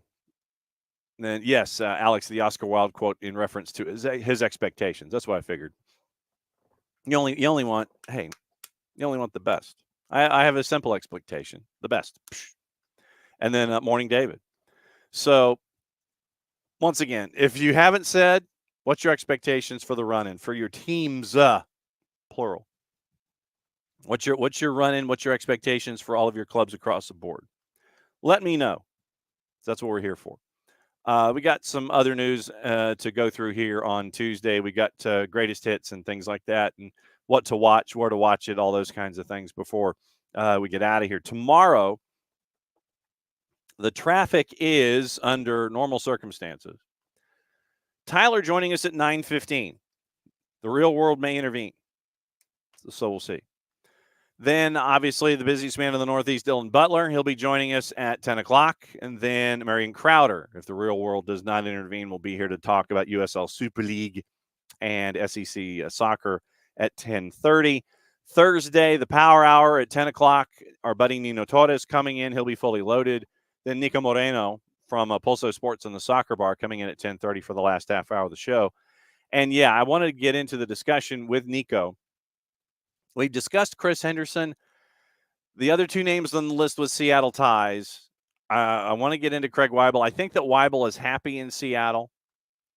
And the other name on the list that was attached that has Seattle ties, 3 of the 5 names on the short list in the Atlanta media attached to Seattle. No shock.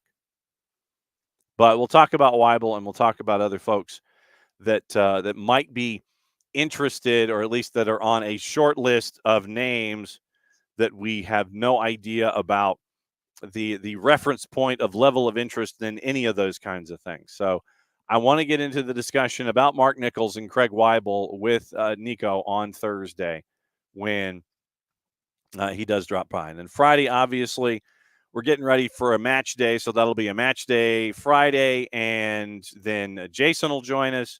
Lucas Panzica from the Nashville broadcast crew will be batting leadoff. I think he'll be driving into work, so we won't see his face unless he, on whatever device he's on, he has somebody else driving for him, and we get to see him in a passenger seat. Or if the second that Lucas gets into a car and he just turns on his camera and just chimes in, then he's ready to go.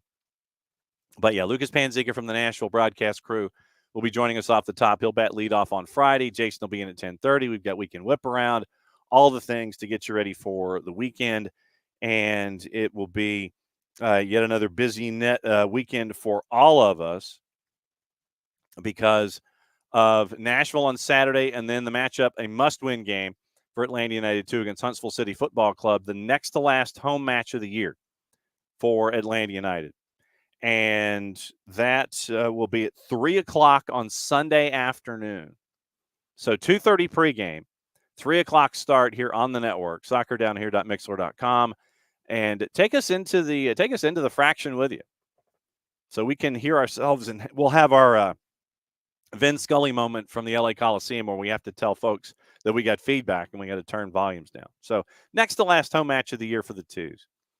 And Huntsville was eliminated from postseason consideration with their results on the weekend. So they're going to be looking to play spoiler, coming down here to Kennesaw to take on the Twos. Must-win game for the Twos to stay in the playoff hunt, chasing after the 8th seed. So we'll see what happens there. But it's Atlanta and Nashville on Saturday night.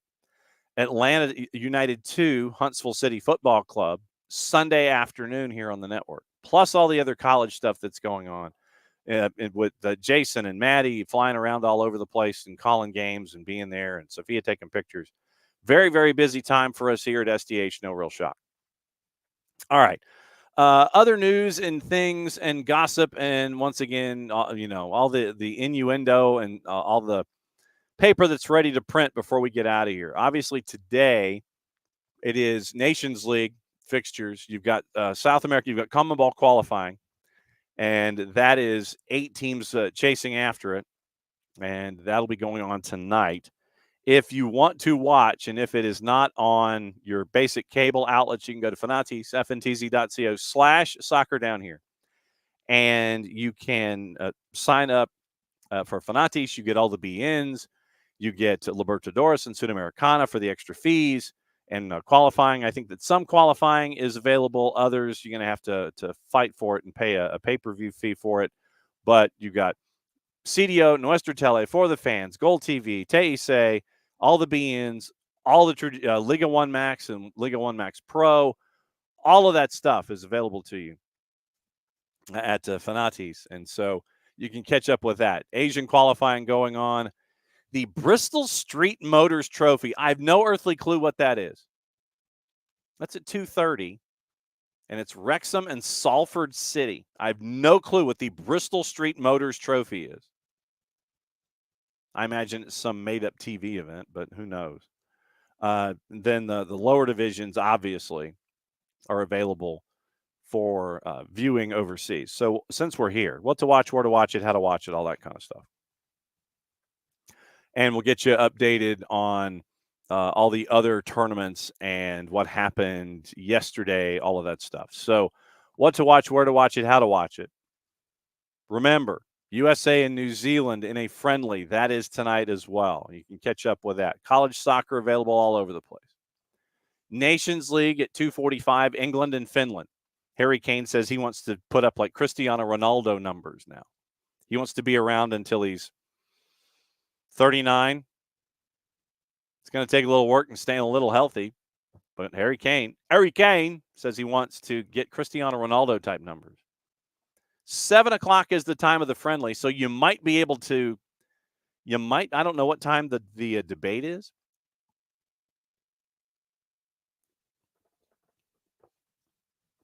But you might be able to get out in time. USA, New Zealand, 7 o'clock on TNT. Mexico and Canada is at 8:30. Fox Deportes 2TN, Universo simulcasting USA and New Zealand. Group play on Fox Soccer Plus for the true degenerate. At noon, it is Latvia and the Faroe Islands. Czech Republic is hosting Ukraine at 2:45. Max is also simulcasting the friendly with USA and New Zealand. Pay-per-view is the qualifying in CONMEBOL, and that information, you are paying. We'll go ahead because there's 5 matches in World Cup qualifying today. Integrated Sports is apparently in charge of the South American qualifiers. So do like 9 clicks on them and try and figure out how much they're trying to charge you. But yeah, World Cup 2026 qualifying pay-per-view. And I imagine it's going to be a pretty penny. Peacock also simulcasting the international men's friendly with the USA and New Zealand.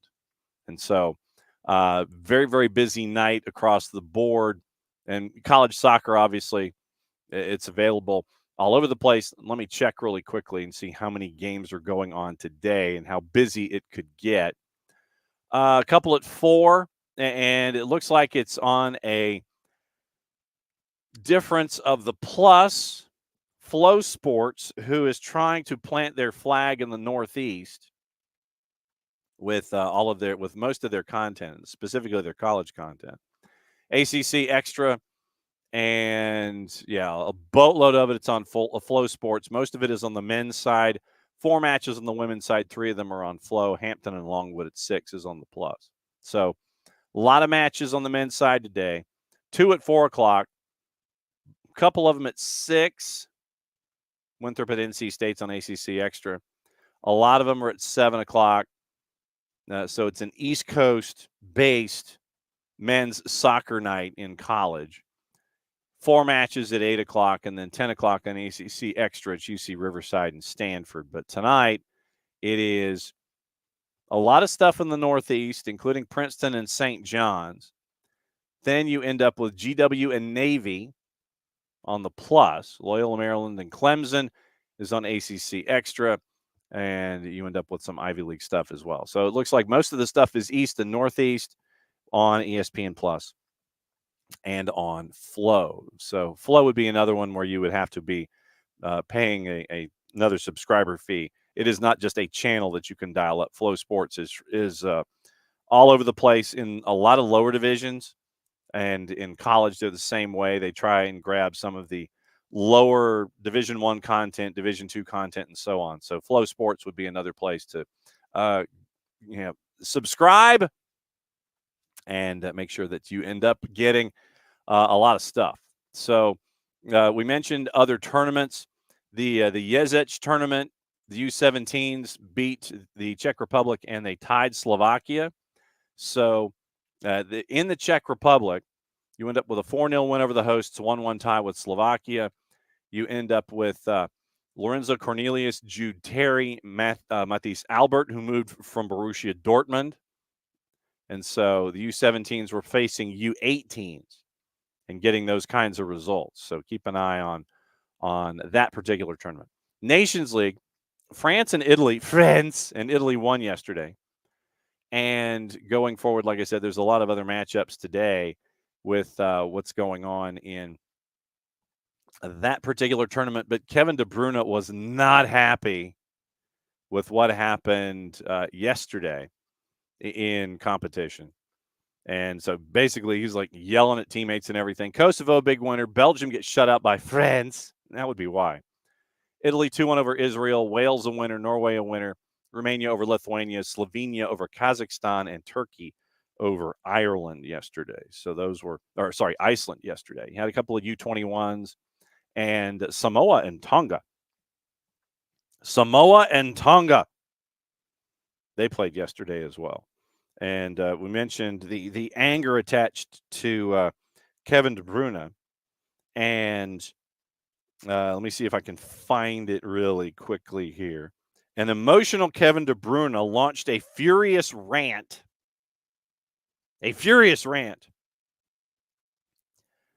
Where he played 90 minutes. They lose. Then after the match, seen visibly livid at full time, complaining at an assistant coach before going to chat with Mbappe. Reports in Belgium claim the midfielder was mouthing, "I will stop," to the assistant coach, casting doubt on his international future. Post-match, quote, "I cannot say here what went wrong. I already said that to the team at halftime. I cannot repeat that in the media." So Kevin De Bruyne says whatever is in the locker room stays in the locker room. Quote, "I can accept that we are not that good. I'm also the first to say that in the past, but other things are unacceptable. I'm not going to dwell on it. I did that when I was 18 at Racing Genk. Now that I'm 33, and I don't do that anymore." Amadou Onana was asked what he said at halftime. And Kevin, about what who played behind De Bruyne, was asked what he said at halftime, answered, "Level up, everyone, that we had to play more intensely and better because that was not what Belgium stands for." Domenico Tedesco named De Bruyne his captain. Unsurprisingly, asked about the outburst in an interview, he said, quote, "He's our captain and has a huge winning mentality, so he can also react emotionally." So suffice to say, Kevin De Bruyne let it all hang out in a halftime talk that apparently did not go anywhere. And so not a happy man. Not a happy man. So if you're Kevin De Bruyne and you're getting and you're on international duty, you're bent out of shape. You are bent out of shape. So that's whew. When you are a when you are a captain and you let it all hang out in the locker room, and you end up making sure that everybody knows what's going on in the locker room, not good. The NWSL broke attendance records for women's soccer. First time in 11-year history, the total match attendance surpassed 1.5 million people. Jeff Kassouf, by the way, and I didn't get into this, and I wanted to get into this morning, but, it's a Tuesday. We just kind of roll and go where we go. Jeff Kassouf put together a survey of GMs who were granted anonymity so they could speak freely about sensitive topics. And so he got GMs to go anonymously on the record about the growth of the league. And we might get into it in Wall Pass Wednesday just to kind of circle back to it. But here's the highlights of what Jeff found out in his interviews with the GMs. and it's survey questions. Quote, question, what's the best thing that separates the NWSL from other leagues? 13 of the 14 said parity. 1 said accessible and marketable players. 1 GM said, in this league, anyone can win on any single day. That's what makes it exciting and special. 2, what's the biggest worry about the NWSL's future? And it looks like you had a lot of GMs with a lot of different concerns. Spending too much too quickly, keeping pace with global standards, salary cap restrictions, and retaining and attracting the top talent. 2 GMs mentioned overexpansion and being too focused on the commercial side. But you had 4 topics that were equally worrisome to the GMs of the NWSL. Spending too much too quickly. And I think we can look at clubs and figure out which ones, though, at least have a good idea as to which clubs said that.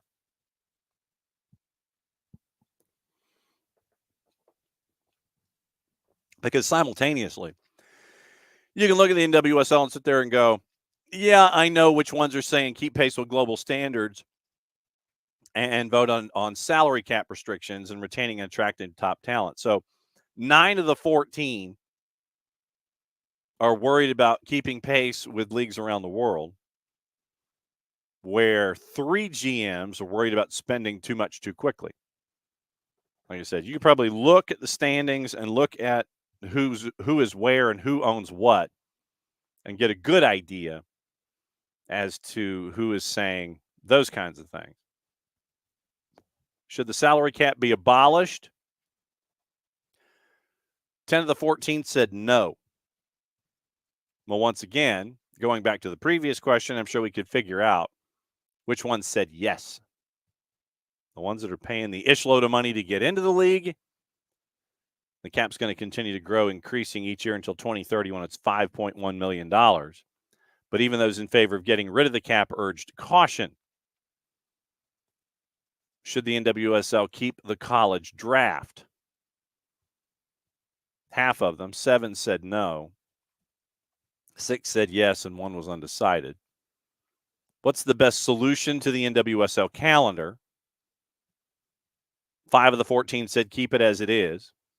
4 said go fall to spring like Europe with a winter break. 2 said split the season with a mandated summer break, and 3 said something else. Need to look how we're scheduling matches after international breaks. Tension point with the current NWSL calendars, the league plays through summer international windows. Sound familiar? Meaning top players miss league games during World Cups and Olympics. 1 GM said the calendar should remain as is, but the league should do a better job of navigating international breaks. Like not having a match 2 days after an international break when you have 6 or 7 players on international duty.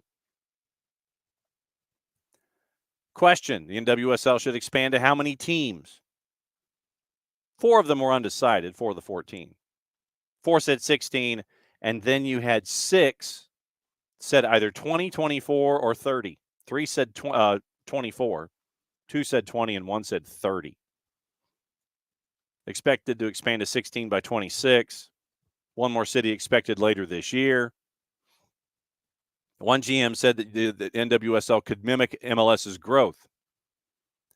If you're looking 20 years down the road, I can see a league with 30 teams, splitting into an East and a West. 1 GM said after 16, there should be a pause. Then this question. Which market needs to join the NWSL? 1 each. St. Louis, Cincy, Philly, Dallas, Austin, Minneapolis, or unsure. 3 said Miami. The leader of the 14 GMs that were asked in the Jeff Kassouf poll, Atlanta. That doesn't surprise anybody here, I don't think.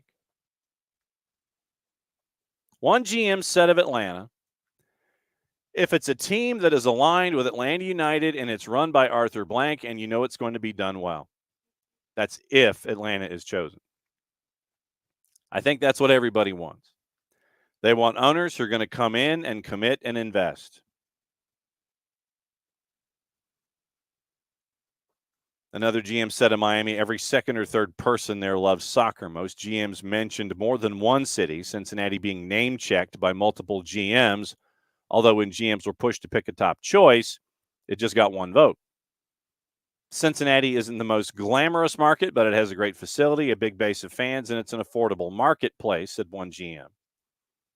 One GM said St. Louis, once again tying it to the ownership idea. They're the only female-led ownership group in Major League Soccer. They've got a giant wait list for season tickets, broken the record for MLS Next Pro, elite facilities and room to grow. I think St. Louis is an untapped market. Atlanta, top on the list. Which team is the hardest to do business with? 5 of the 14 passed. Utah and Carolina had 3 votes. Portland, KC, and Washington each had 1. Which team is the best to do business with? Gotham, 4. 2 each. San Diego, Carolina, Orlando, and Angel City each had 1. 4 once again passed. Does every team in the NWSL follow the rules? 79% of the GMs said no. Find that intriguing. One GM said no. It's the easiest question you've had yet. Another GM laughed at the question for 4 seconds. Jeff, I don't know if I should answer this. I don't know. After more laughing, okay, the answer's no. I don't think everyone follows the rules, partly because some of the rules are ridiculous. I don't think there's a single team that's followed the discovery rule to a T, not one. Dibs! Third GM, oh my God, no. 11 GMs voting no to whether every NWSL team's front office followed the rules. 1 voted yes. And they pointed to discovery and actual negotiations. Yeah, basically, discovery rule is dibs. They've had it since 2013. It's time to stop dibs, basically. Which player not in the NWSL currently do GMs want to sign? Was a tie. 4 each with Chewinga and Alexia Putellas. Bonmati, Lauren James, Minima, Sam Kerr were the others that were picked. If you were building a roster from scratch and had free choice of any current NWSL player, who'd you sign first? Sophia Smith, number 1 with 4. Barbara Bonda, Mallory Swanson, Lavelle, Ann-Katrine Berger, Trinity Rodman, Carolyn, Naomi Guillermo also got votes. Does the NWSL need USWNT players to succeed? The answer, yes. 12 of the 14 voting that way.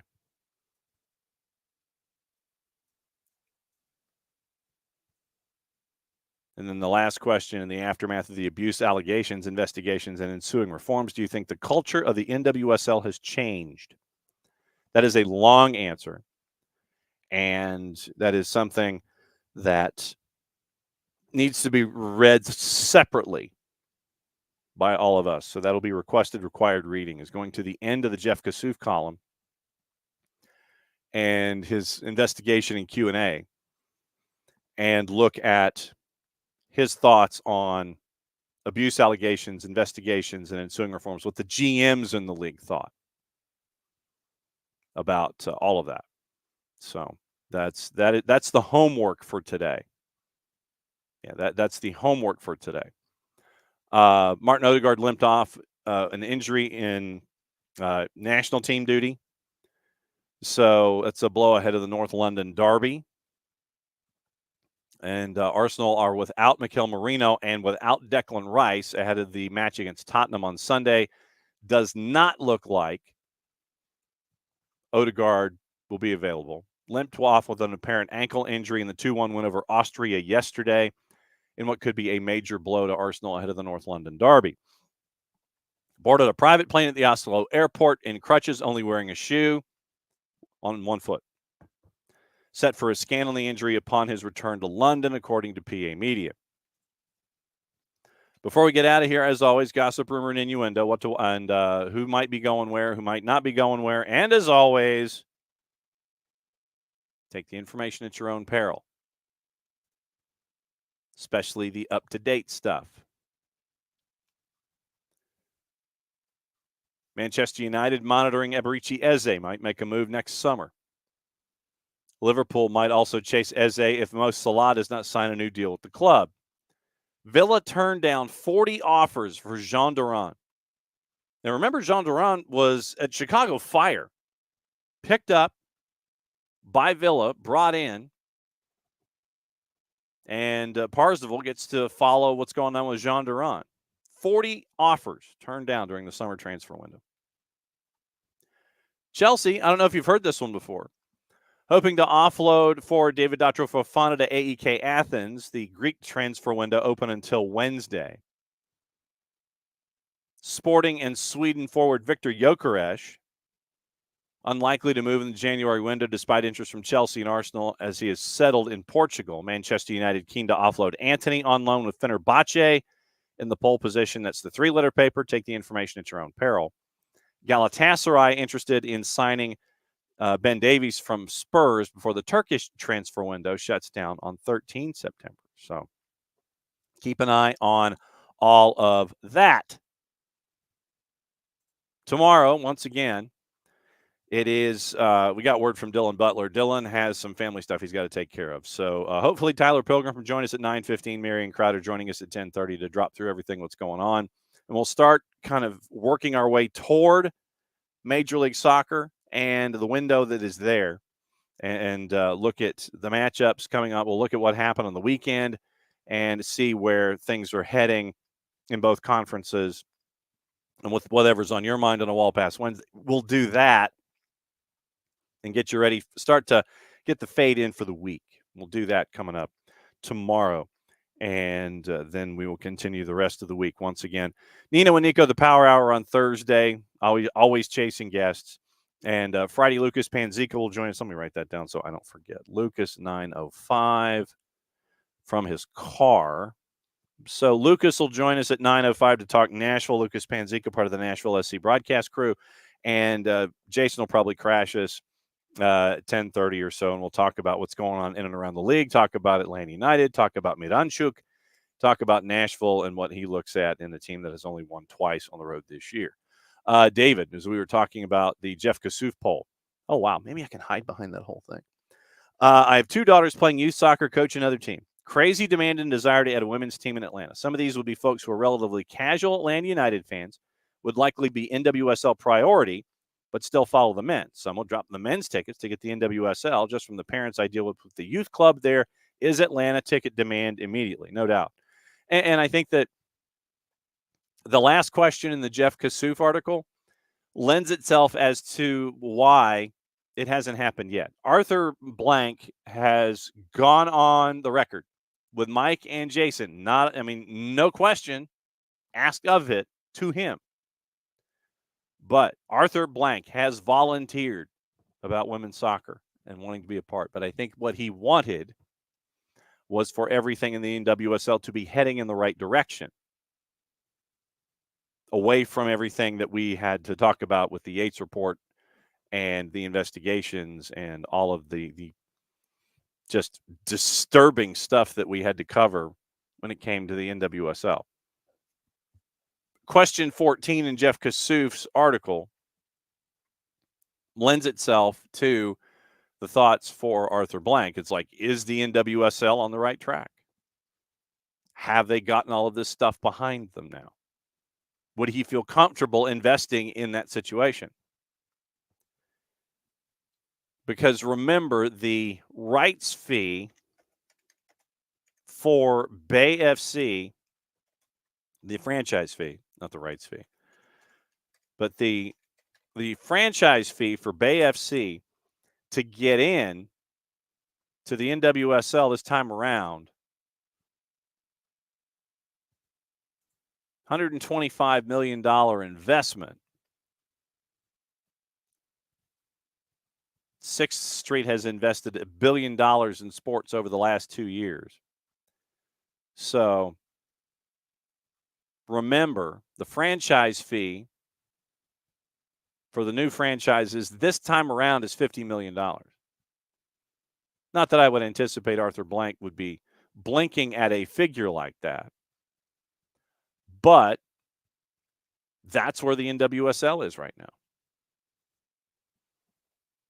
And we mentioned in that poll, that's why I wanted to read that particular question, that a majority, while offering up a bunch of different cities, a majority of those who answered, who gave an answer that was tied to another city, the majority opinion was Atlanta.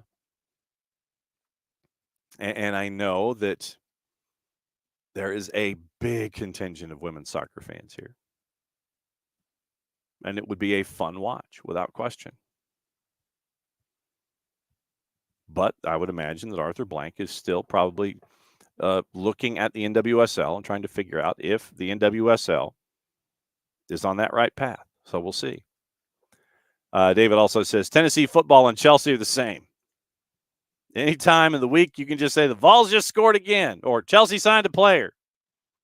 90% of the time, it's accurate, no doubt. All right, we've gone officially over. I think I've covered everything on my list. And if I haven't, then we'll cover it tomorrow because it's a Wall Pass Wednesday. Like I said, hopefully we can grab Tyler Pilgrim out of the real world for hour number 1. Marion Crowder in hour number 2 to talk about the USL Super League. Jessica Charman got to call a game that was on Peacock, by the way, this past weekend. We got to catch up with Jess because Jess has like 90 different things going on. So Super League, SEC soccer, Marion Crowder, 10:30 tomorrow.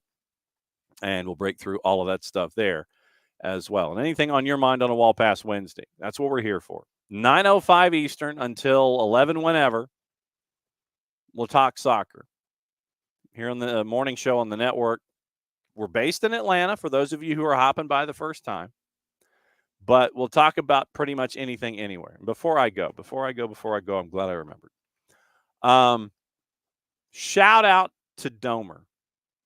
Because I don't know how to shout out to Domer in written word these days. I don't know how to track Domer down. I don't know if he's still on the 280-character app or in the Discord or what.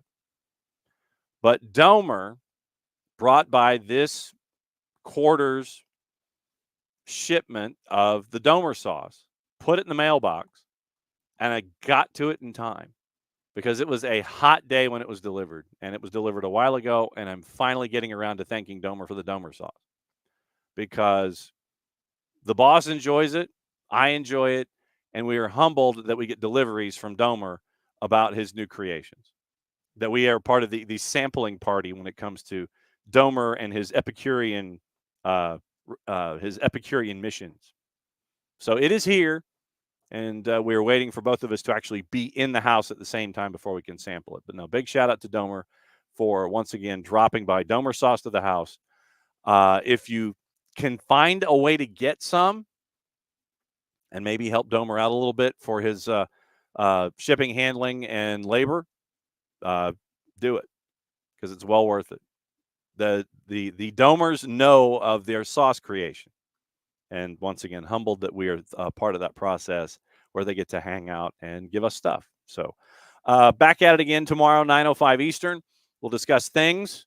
I know that's an incredibly official sounding word, but maybe the exclamation point that was given to us about this is the day for Mauricio Pochettino and USMNT, maybe that'll happen. We'll go over everything going on, whatever else is on your mind when it comes to Wall Pass Wednesday. Traditionally, Wall Pass Wednesday goes off the walls pretty much like every other day here on the morning show. So once again, thanks for hanging out with us. Like, friend, be a part of the conversation every single day on YouTube at Soccer Down Here on the SDH network. That's our 280-character app signature. And also on Instagram and on Twitch. You found us here this morning. So once again, thanks for dropping by. For everybody here, for Jarrett, for all of you that are part of our family in the Twitch pitch, thanks for dropping by. It's time for me to find the ending slate and whistle us out of here for yet another show. Mucha Platiel played safe. We'll catch up with you in a little less than 22.